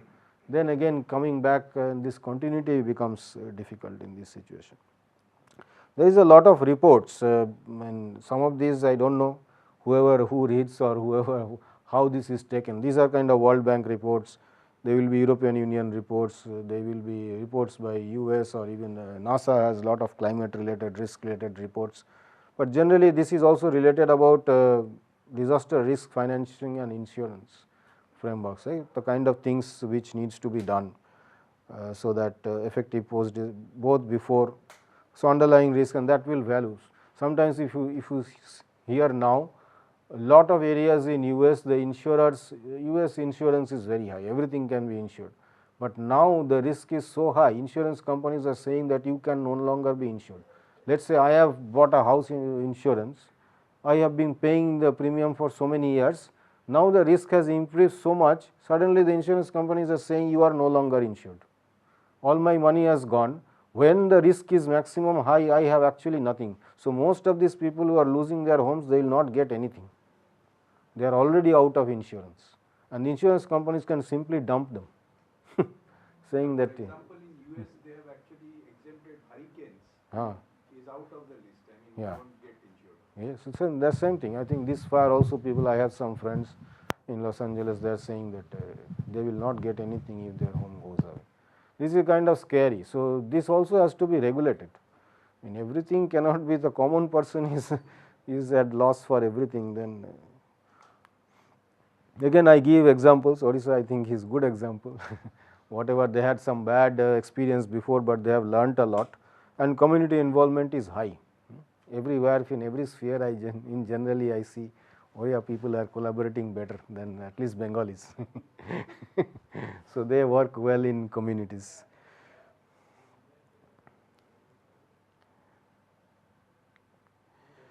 This was also, there are some reports we should discuss. Whoever has some, at least next half an hour we can spend time. Now, in many of these things we have seen the healthcare is something which kind of suffers. Right? Even in normal situation, it's getting difficult for getting people access. If some disaster happens, then you can virtually assume nothing is there. That's why I was giving example of Sundarbans. In normal situation, it's very difficult. Plus, if the storms are happening every year multiple times, then in Odisha also similar situation. Getting healthcare in those conditions is very difficult, because the healthcare facilities itself are also damaged, right. So, how to create this community kind of climate resilient healthcare system is also kind of big area of research. There are different climate change risks happening, and it is known. The degree of it is uncertainty is possibly high, but we know that this is going to happen. Right.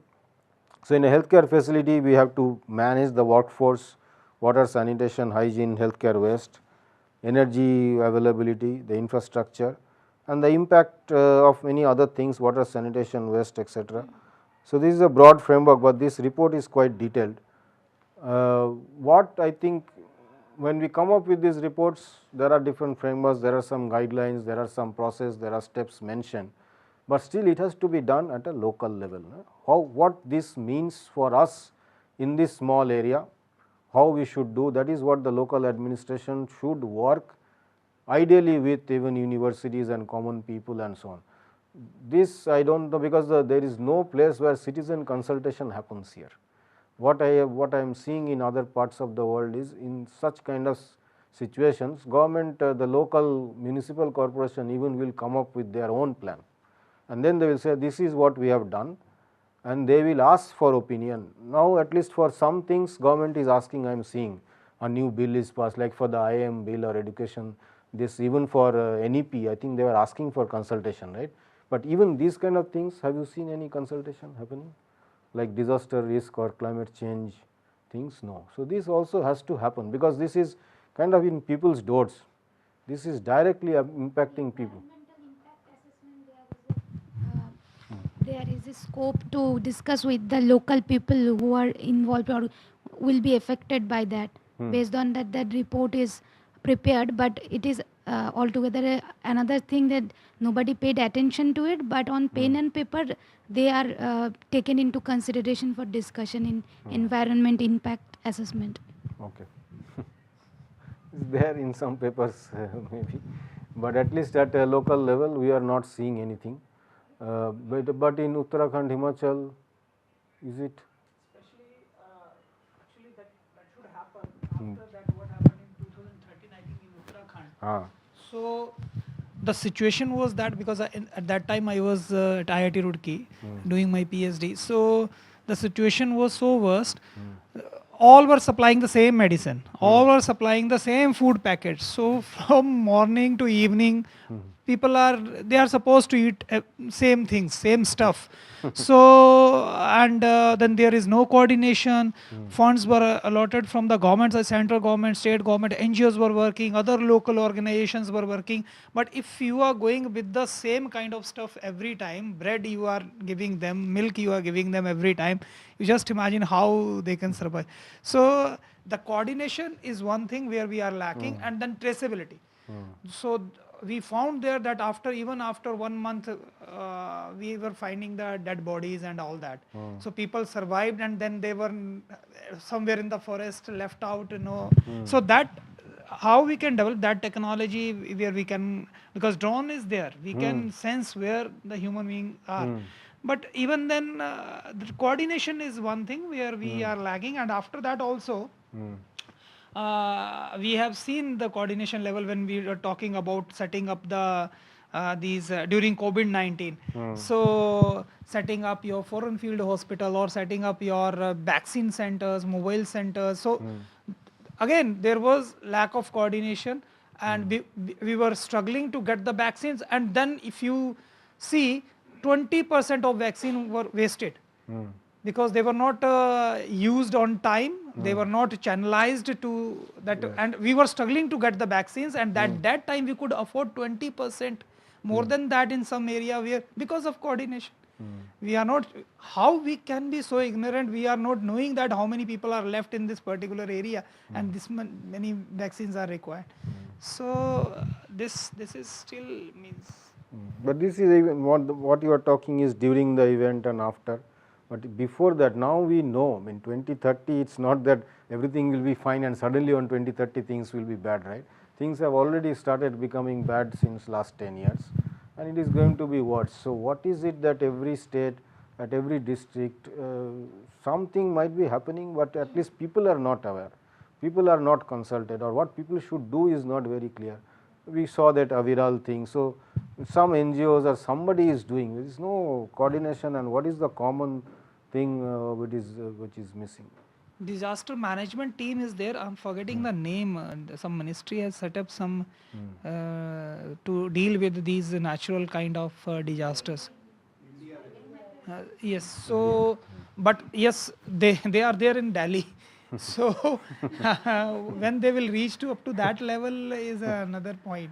Actually, I will take a leaf out of what Madam actually came and discussed. This problems of coordination is there even at the top level. I mean, at the ministry level also, what she was saying is that there are egos who should approach first. Okay, like you gave an example of this, local sourcing and insourcing. So a large part of the Indian ecology is made of SMEs. Okay. Now SMEs also need support from other ministries, like some kind of soft incentives to develop. Okay, like even if it is a food sector, food manufacturing, तो वो लोग का फिर मतलब वहाँ से भी मतलब support लेना पड़ता है. So you have some cross kind of things also. So somehow that coordination यहाँ पर इंडिया में वही वर्कआउट करता है कि ऊपर से मतलब कुछ आएगा, मतलब top down driven, that kind of thing. So even at that top level also, that is a serious kind of what madam was also mentioning, is that मतलब वो coordination अगर कहीं कहीं होता है, then it can seep down and down to that level, I think. But that is a very important. Other thing, I have not seen other countries, but UK is good. They have these all-party parliamentary groups, right? So people from irrespective of whichever political spectrum, they are, each minister apart from their portfolio, based on their interest, they are giving some charge of 2-3 very selected areas which are important now and in future. For example, let us say in AI there is a group. So that group, there are few ministers, but they are allowed to bring in 10-15 more experts, some people from industry, some people from academics who are part of that group. So they will create that kind of AI policy, or industry wise what should be done in AI, and they will work on it for 2 years, and there will be extensive consultation. So they go to these people present, actually this team goes to the industry and present, they are already members from the industry. So these kind of things happen. It's not just left to a few bureaucrats and Sir, couple here of also ministers. there is a standing committee in parliament where there are mix of these political parties.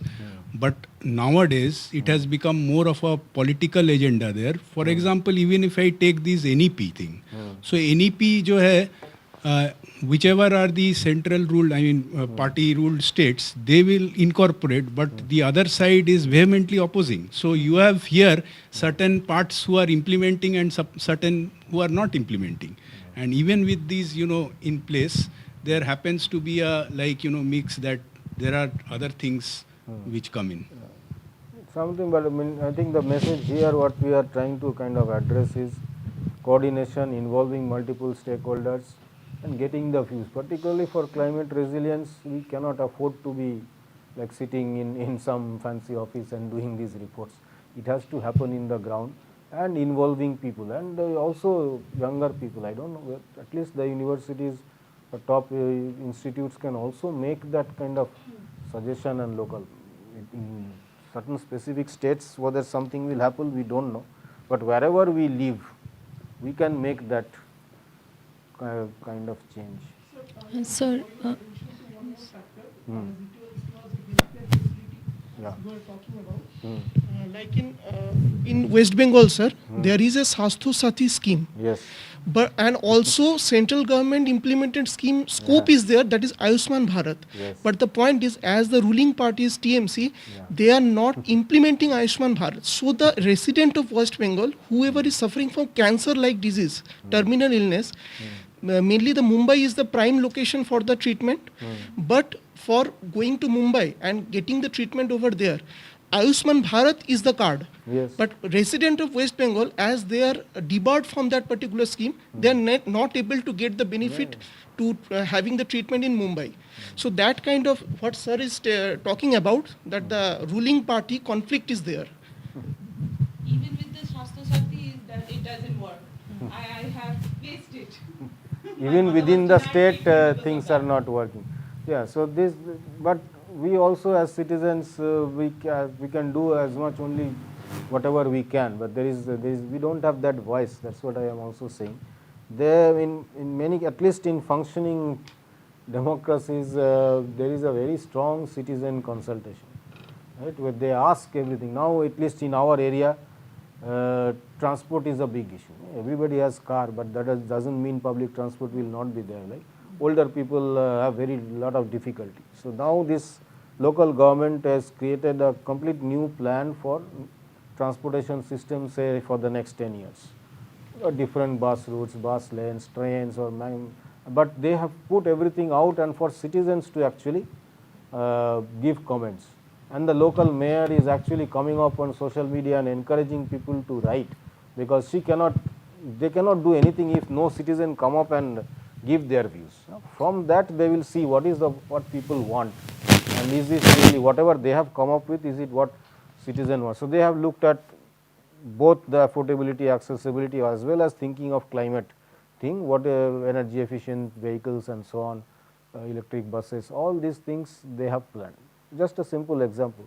In this case, I think this kind of local mobilization, but in our country, despite all of these things happen, so I think it's still citizens have to possibly take the lead and do something, and that's why entrepreneurs are coming up, individuals are coming up, and some people are themselves by cleaning lakes, they are taking things on their hand, they are making roads.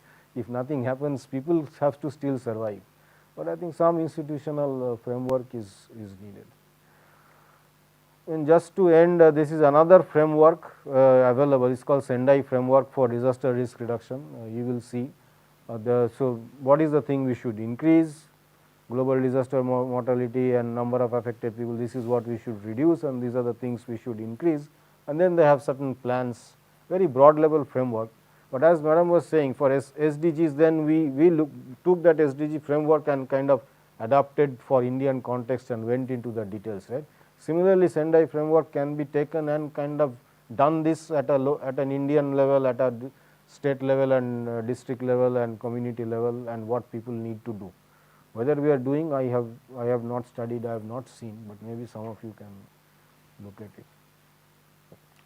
So with this, I will end. I guess I have a lot of things, but we can still have some discussion. I think we have a little bit of time left, another kind of 10 minutes. But in general, we covered a lot of topics. I didn't know what is your profile or what background and how much you knew. Normally our classes are also very heterogeneous, but it's not that it's completely heterogeneous. Dairy and HRM all sitting together is difficult for us. But I guess we covered many different topics. Hopefully it will raise some awareness, give some food for thought for you. For research scholars, these are areas for research you can do. For faculty also, for research we can do. But others, younger people, hopefully you will get motivated. Either you create startup or you do something else. There are enough problems to solve. And so we have covered different forms of sustainability. what is done in India, what is done globally, circular economy, LCA, different tools, risk measurement, resilience. So, anything, I mean, ideally you should summarize. I mean, what did you get out of this, right?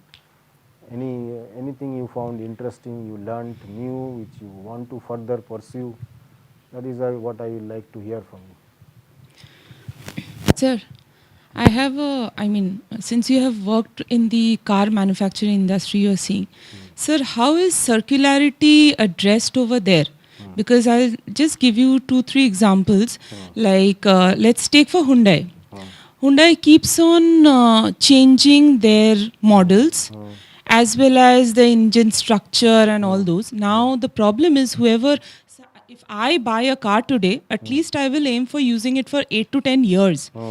Within that 8 to 10 years, there are so many changes. Now, when I'm going to the workshop and I'm asking that there is a problem with this, now they are coming up with a solution. Please sell this off and take another car. Instead of repairing, and even if I go to aftermarket, those parts are not available.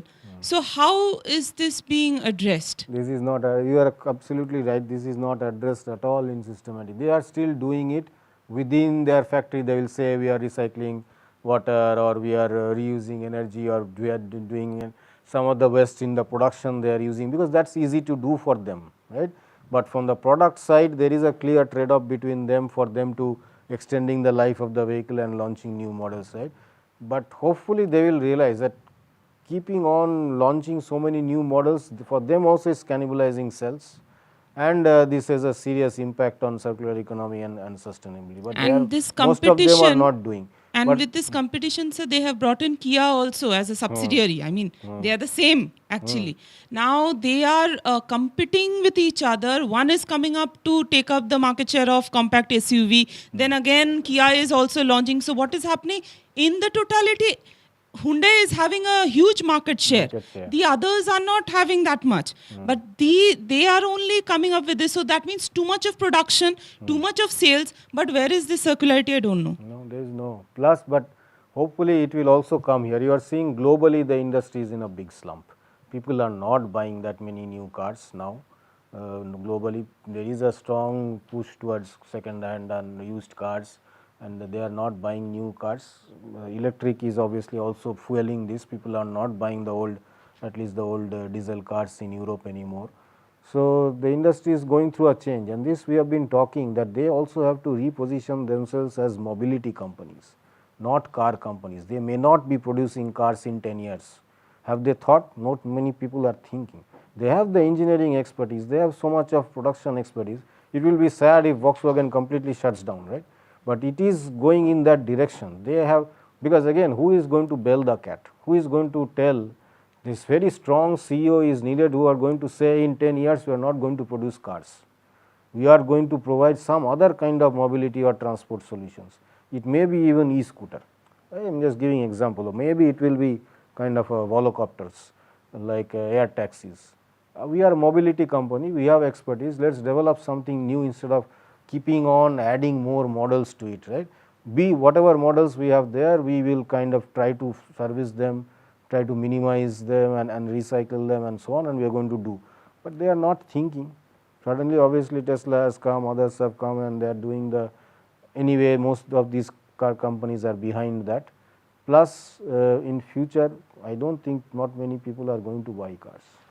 Is this in the entire car industry? Yes, entire car industry is a big slump now. I had actually an interaction with some Maruti executives in 2023, and at that time I raised this point of sustainability and all these things. Now, I don't know, at that time they said clearly that their focus is on ICE engines, not on EV. Two reasons. One is that obviously about their competency in that field, and second, they were very much clear that ICE will be still there in the considering the future, 10 years, 15 years it will be there. Now considering this only, you see that there are a lot of problems here with the EV two-wheelers, specifically Ola, you will see that, you know, there are a lot of issues which have quality come out, issues, many multiple claims, issues. And obviously there are, the infrastructural, you know, thing is also not there ready as of now. Charging infrastructure. But what is more worrying me is, you know, that aspect of the social part. Like, you know, the government has come up with a regulation that 15 years cars will be phased out. And, you know, when I travel in taxis in Calcutta, there are, you know, people who have been driving this, I mean, that is their livelihood. But if you are doing this kind of legislation, there should be some support for these people also in terms of an alternative for them. Because, you know, like we also drive for 10 to 12 years if we maintain, it's, you know, we do the pollution, everything is fine. Now for those who are commercially dependent and you are phasing it out, there must be some, you know, alternative, you know, some support from the also. That is a serious, you know, problem which is compounded by the fact that nowadays, you know, the taxis which many people avail are senior citizens, but you have this, you know, all made, you know, through online. And so therefore, you know, a large section, they don't even have passengers. They are, you know, moving about and they're, you know, they are really, really very... This is again that when I was thinking systems thinking is needed. Whenever some registration is coming up, we don't understand the full impact of it. It is from an environmental perspective good, but as you said, there are other social. So this kind of systems driven analysis is not done. So again, in General Motors, the taxi that we know in Kolkata, which was there, the designing was such that aftermarket,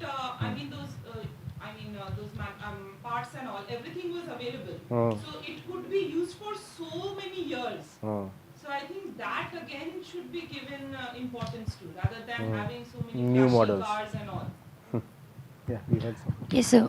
So about the tax part, so like with the help of Microsoft AI, what the Clear Tax company is there based in Bangalore. So for the first time, what they did with the help of them, like 2 lakhs gig workers, they claimed tax refund for the first time of 30 crore rupees, and they claimed the tax refund for through WhatsApp.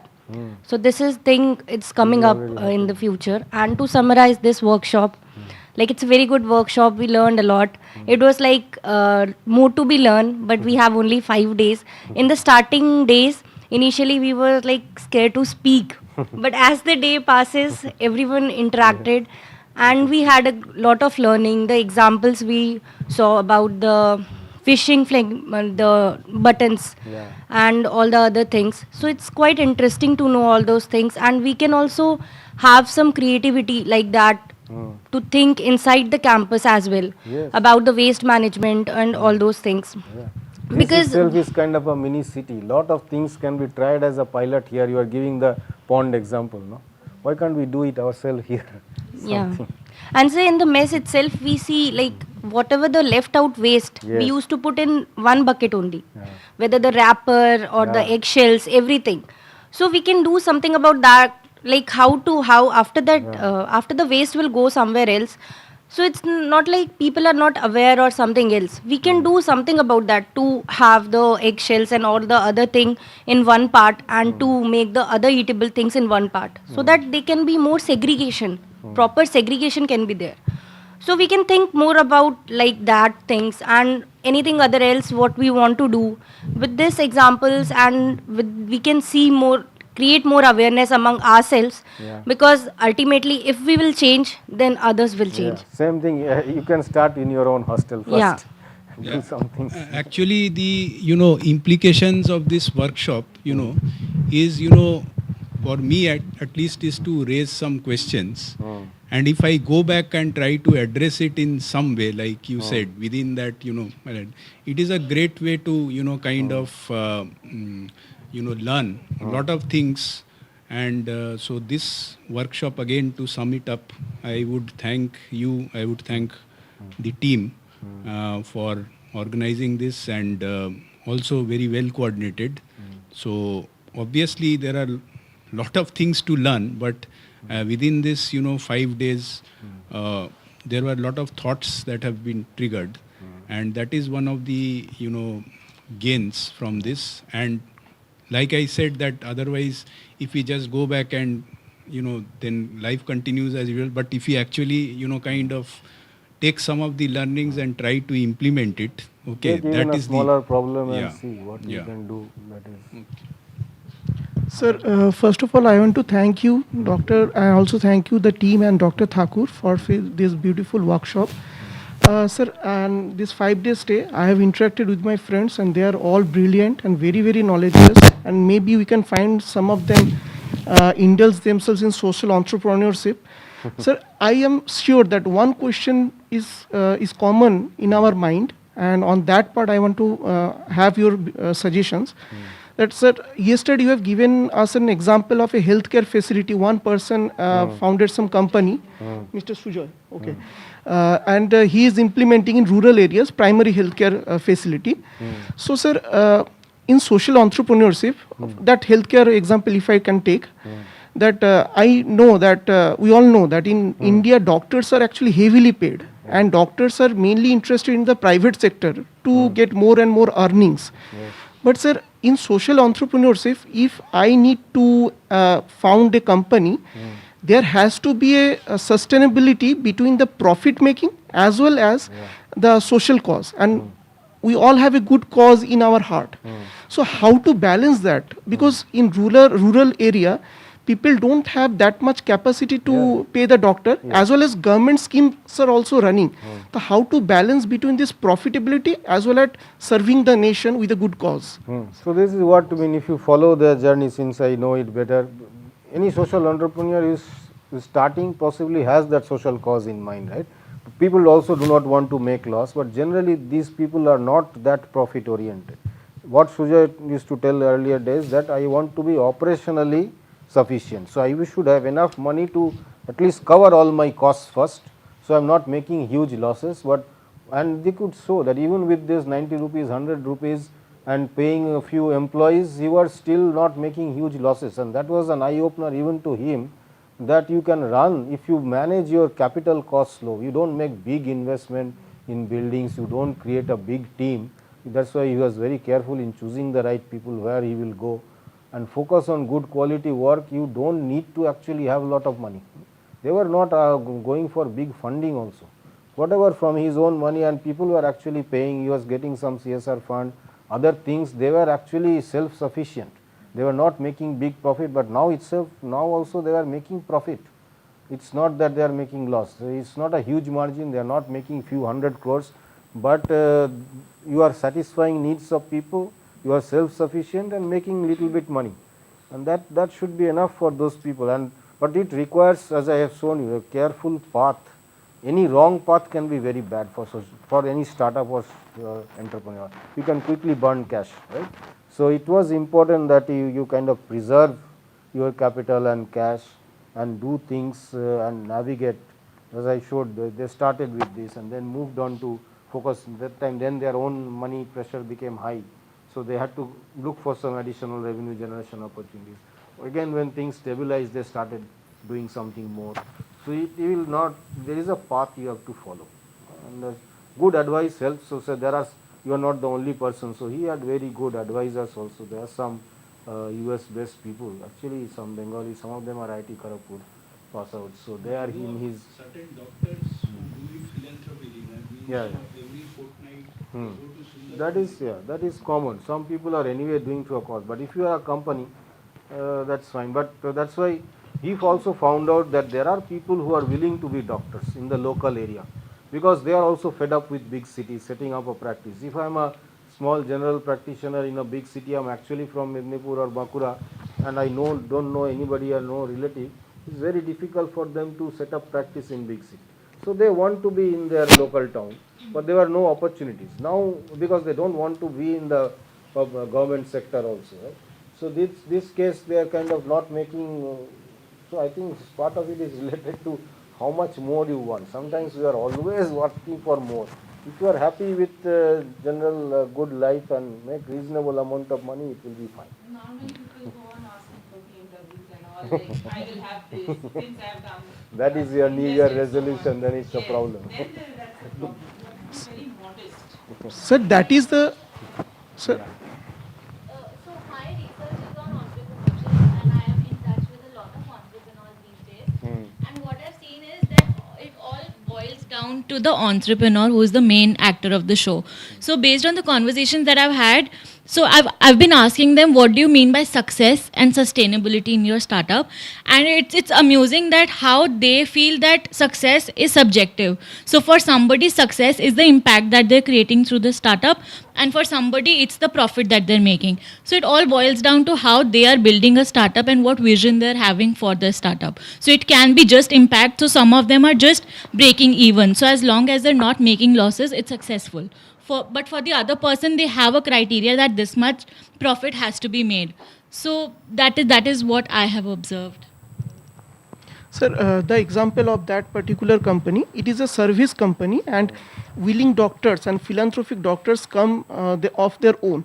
But suppose, sir, no, paid, but maybe on the lower scale, and they are happy with that. But so suppose it is a engineering company and not the computer related, not any IT company, investment oriented company, and someone is willing to construct that one. So how to get the fund, the seed capital? What is the avenue, sir, in India especially, sir? I don't exactly know, but there are, some funds are available, right? You possibly will know. Yeah, funds are available. If you look into the Startup India, DPIIT, okay, go back home and just check it. Over there, at different stages, there are different funds which the government gives. But you have to have a solid pitching for your whatever you are thinking, your plan, that has to be chalked out very nicely to be placing to them. It's not that easy, but yes, it is there. If your idea is very strong and if you have the required manpower and everything planned out, then they give that money. So initial team and some ideas, and you already experimented something, you got some results that you need to show. Depends. It depends. It depends upon, the size of the startup and what kind of a work it is.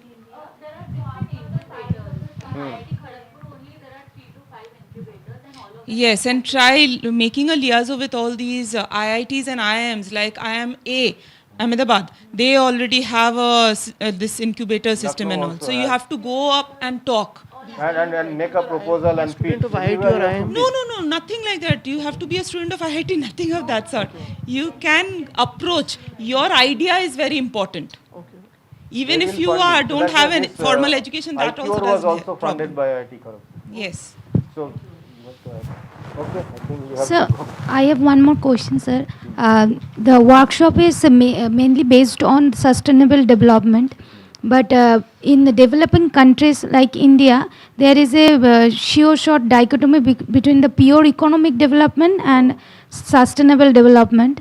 For example, in recently there is many articles are being coming out in the newspaper regarding the river linking project Ken Betwa that was planning to divert the river water through the Panna Tiger Reserve that area, and it will surely impact the tribal population and many 80 to 90 villages there. So if even if they consult with the population, surely they will protest against the development, but at the same time the development will also benefit the Bundelkhand region, which is mostly dried area, and the water will be supplied. Then it is obviously needed the sustainable development all over the world, but for countries who are already in developing stage now, not developed that much like Western countries, then how they will balance these things along with their economic development of their country? So this is again should be ad hoc. I think government should have done some enough homework. They should also make this awareness clear, let's say in one page or a couple of slides. They should explain what is the rationale behind doing this, right? We don't know unless you maybe read the full paper, we will not know. I am hoping that there are enough expertise which has gone into creating that plan. That's why government thinks it's a absolutely right plan. They should have thought about multiple scenarios, and this is a long-term impact, right? This has huge impact for next entire lifetime of that country. So they have to create different scenarios. What is the impact in the long run, and is it better economically, plus what is the environmental impact? They should have assessed. If they have done it, they should make it public, make it fully aware. If it is primarily economic development without any sustainability, then possibly there is a huge risk to it. But I am assuming enough expertise has been given into it. and so that it may look like that it is purely economic, because none of these things will happen in a day or in a few years. The negative impact will be shown after later on, but let's say the economic benefits, and even they are doing something else to kind of negate the effect of the potential impact, then it's fine. But that message should go to the public if they are very confident, if they have done this analysis like Madam has shown. No? If that analysis is made to us, we understand. If everything is hidden, then we have all these doubts, and if it is kind of shaky ground, then people will question. That's the only thing. Like she had just mentioned that India is at a juncture when India is a developing country, and it is also at a crossroads between sustainability and economic development, because it is a very fast moving economy too. So, sir, my question is, don't we all think that the West is consuming and creating more waste than these developing countries, and the onus should be on them to lead with sustainability as well, because with these ongoing wars like the unrest in the Middle East, as well as the Russia-Ukraine crisis, and with America threatening to take over Greenland and Canada as well. So with this constant political unrest in the world, and war isn't I mean, it's not kind to the climate, it's not kind to the earth. So my question is, India's foreign policy is the strongest than it has been for quite a few decades. So right now, shouldn't India put some kind of pressure on the Western powers to create that onus on them, that you know, it is a finally, what West's you are onus. talking, when I will not talk about US, I have rarely been, couple of times I had been, and I have never bothered to visit. But generally, Europe has taken the lead. Whatever, they also have a lot of resource coming. It's not that governments have a lot of money. They also have resource problems, but there they prioritize sustainability. European countries generally will have, they are trying their best, they are also small, they are trying their best, and at the European Union level, they have taken that lead, right? But the challenge is, as you are seeing, it's in the other part of the world where their own economic interest is actually much higher. And it's that one single superpower or couple of superpowers who are actually damaging everything, right? The rest of the world is kind of have to dance to their tune, which has to stop. And Europe is also at the receiving end of this. I mean, finally, all the because of the war effort, the refugees come to Europe and create problems. But this is a very difficult situation, right? In Western world, it's not easy to, and it will not be fair to put the entire Western world together. That's what I am also saying. Western European countries generally are trying their best. They also do not have that much money, but they are doing on their own enough things, and they are also trying to help some other countries as much as they can. But they are at the same time, they are kind of the middle of the world, so problems from both parts of the world are coming and converging in Europe now. And sir, some countries so that they can sell their arms and But we cannot and sir, discuss India, this. between India and US, there is a, I mean, total purchase and sale of carbon credits also, which is going on. We are selling our carbon credits to them at a high price, Yes. but we don't know what is the long run cost to it. So. Okay, we don't have solutions to all of this. We are simply academics. We can talk and express our views in these closed doors. Okay, thanks a lot. I also learnt a lot from these discussions. Thank you so much. So if you want, you can click pictures, few pictures, Few maybe. pictures, then I have to rush. Yes. Today itself, it seems there is a lot of traffic. So I have put the day 5 things on day 5 folder.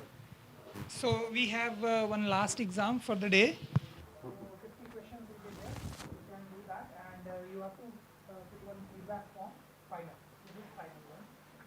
We'll be here for another 15-20 minutes. I will talk to sir and I will come back. Just final photos and then Last session will start with you.